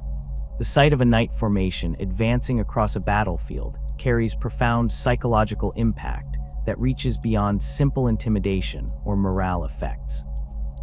For Imperial citizens who have known only the grinding oppression and constant warfare of the 41st millennium, these towering war machines represent a connection to an idealized past when humanity possessed both the technological capability and moral authority to stride across the galaxy as rightful inheritors of the stars. The heraldic traditions maintained by Knight houses serve as visible reminders of this symbolic significance, with each house's colors, emblems, and battle honors telling stories that connect contemporary struggles to ancient victories and noble sacrifices. The elaborate ceremonies that accompany Knight deployment reinforce these symbolic associations through ritual and pageantry that transforms mechanical war machines into manifestations of Imperial ideals. Citizens witnessing Knight formations preparing for battle observe not merely military equipment, but living embodiments of the feudal virtues that Imperial propaganda presents as the foundation of human civilization. The psychological impact of this symbolism proves particularly important during the defense of Imperial worlds threatened by Xeno's invasion or chaos corruption. The arrival of Knight reinforcements often triggers dramatic improvements in civilian morale and military effectiveness that extend far beyond the tactical advantages provided by additional firepower. Imperial Guard regiments fighting alongside Knight formations report enhanced unit cohesion and reduced desertion rates, while civilian populations demonstrate increased cooperation with Imperial authorities and greater willingness to make sacrifices for the war effort. These effects reflect the deep cultural significance of Knight imagery within Imperial society, where these ancient war machines represent proof that humanity retains the capacity for greatness despite the darkness surrounding them. The maintenance of hope during the time of ending requires more than symbolic representation. It demands tangible evidence that Imperial forces can achieve decisive victories against the existential threats facing humanity. Knight houses provide this evidence through their continued effectiveness against enemies that have overwhelmed conventional Imperial forces, demonstrating that human ingenuity and determination can still triumph over seemingly impossible odds. The technological sophistication of Knight suits serves as proof that humanity has not completely lost the knowledge and capabilities that once enabled galactic dominance, while the martial prowess of knight pilots shows that human courage and skill remain equal to any challenge. The role of knight houses in maintaining this hope becomes particularly crucial during extended siege operations or planetary defense campaigns where Imperial forces face overwhelming enemy superiority. The psychological effect of knight formations holding critical defensive positions or launching counterattacks against superior enemy forces provides inspiration that sustains civilian and military morale through the darkest periods of warfare. The sight of a single knight paladin standing against an entire Tyrannid swarm or a lance formation charging into a horde of chaos cultists creates powerful imagery that reinforces belief in ultimate Imperial victory despite immediate tactical disadvantages. The future prospects for knight houses within the Imperium's struggle for survival depend largely on their ability to adapt their ancient traditions and technologies to address evolving threats while preserving the essential characteristics that make them effective. The technological challenges facing knight operations in the 42nd millennium require innovative solutions that balance the need for enhanced capabilities against the constraints imposed by declining manufacturing capacity and limited access to replacement components. Some houses have begun experimenting with hybrid technologies that combine traditional knight systems with captured Xenos equipment or archaeotech discoveries, creating unique variants that provide tactical advantages while risking corruption or technological incompatibility. The strategic value of knight houses extends beyond their immediate combat effectiveness to encompass their role as mobile reserves capable of rapid deployment across multiple theaters of operation. The Indomitus Crusade demonstrated how knight formations could serve as force multipliers that enabled smaller Imperial forces to achieve objectives that would otherwise require massive resource commitments. The flexibility provided by knight mobility and firepower allows Imperial commanders to respond quickly to emerging threats while maintaining defensive capabilities across extended front lines. This strategic mobility becomes increasingly important as Imperial forces face simultaneous threats across multiple sectors that strain conventional deployment capabilities. The continued relevance of knight houses within Imperial military doctrine requires ongoing adaptation of their tactical employment and integration with other force types. The development of enhanced communication systems and coordination protocols enables more effective cooperation between knight formations and Primaris Space Marine chapters, while improved logistics support allows knight houses to operate at greater distances from their homeworlds for extended periods. These adaptations preserve the essential character of knight warfare while enhancing their effectiveness within contemporary military operations that demand greater flexibility and coordination than traditional knight tactics provided. The legacy of Imperial Knights as embodiments of feudal ideals that connect the Imperium to its ancient Terran roots provides cultural continuity that proves essential for maintaining Imperial identity during periods of rapid change and uncertainty. The hierarchical structure of knight society reflects the social organization that characterized human civilization during its greatest achievements, while the emphasis on personal honor and martial excellence reinforces values that Imperial propaganda presents as fundamental to human nature. These connections to pre-Imperial traditions help legitimize Imperial authority by presenting it as the natural evolution of ancient human institutions, rather than an artificial construct imposed through conquest and coercion. The feudal relationships that govern knight house operations provide alternative models for Imperial governance that emphasize mutual obligation and personal loyalty over the bureaucratic authoritarianism that characterizes most Imperial institutions. The bonds between knight pilots and their retainers demonstrate how effective leadership can inspire genuine loyalty and dedication rather than mere compliance with authority. These examples prove particularly valuable during periods when Imperial citizens question the legitimacy of their government or the value of continued resistance against overwhelming enemies. The preservation of ancient knowledge and traditions within knight houses serves broader imperial interests by maintaining technological and cultural capabilities that might otherwise be lost to time and warfare. The sacristan orders that maintain knight suits possess engineering knowledge and practical skills that complement the theoretical expertise of the Adeptus Mechanicus, while the historical records maintained by knight houses provide valuable intelligence about ancient threats and successful countermeasures. The oral traditions passed down through generations of knight pilots preserve tactical knowledge and strategic insights that prove relevant to contemporary challenges. The educational systems maintained by knight houses create trained leaders who possess both technical competence and cultural grounding that enables effective service within imperial institutions beyond their original houses. Former knight pilots often serve with distinction as Imperial Guard officers, Space Marine Chapter serfs, or Adeptus Mechanicus liaisons, bringing unique perspectives and capabilities that enhance the effectiveness of these organizations.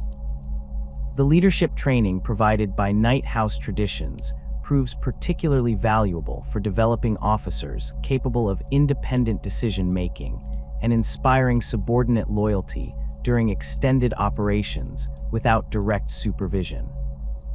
The territorial governance responsibilities of knight houses provide examples of effective administration that balance local autonomy with imperial obligations, demonstrating how feudal principles can address contemporary challenges while maintaining loyalty to higher authority. The agricultural and industrial management systems developed by knight worlds often achieve higher productivity and lower unrest than comparable imperial worlds governed through standard administrative structures. These successes provide valuable lessons for imperial policy development while offering alternative approaches to planetary governance that may prove more effective in specific circumstances. As the galaxy enters an uncertain future marked by the Great Rift's continuing effects and the emergence of new threats that challenge traditional imperial responses, the knight houses stand as enduring symbols of humanity's capacity for adaptation and resilience.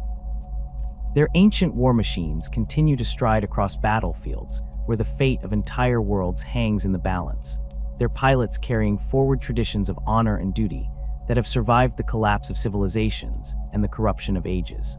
The thunderous roar of their weapons and the sight of their heraldic banners advancing against impossible odds provide hope to billions of imperial citizens who look to these towering guardians as proof that humanity's greatest days may yet lie ahead. The eternal vigil maintained by the knight houses represents more than military service. It embodies the fundamental human refusal to surrender in the face of extinction, the determination to preserve civilization and dignity even when surrounded by darkness and despair. In the grim darkness of the far future, where there is only war, the Imperial Knights continue their ancient watch, standing as monuments to human achievement and guardians of humanity's future among the stars. Their legacy endures not merely in the victories they achieve or the enemies they destroy, but in the ideals they represent and the hope they inspire in those who witness their eternal struggle against the dying of the light.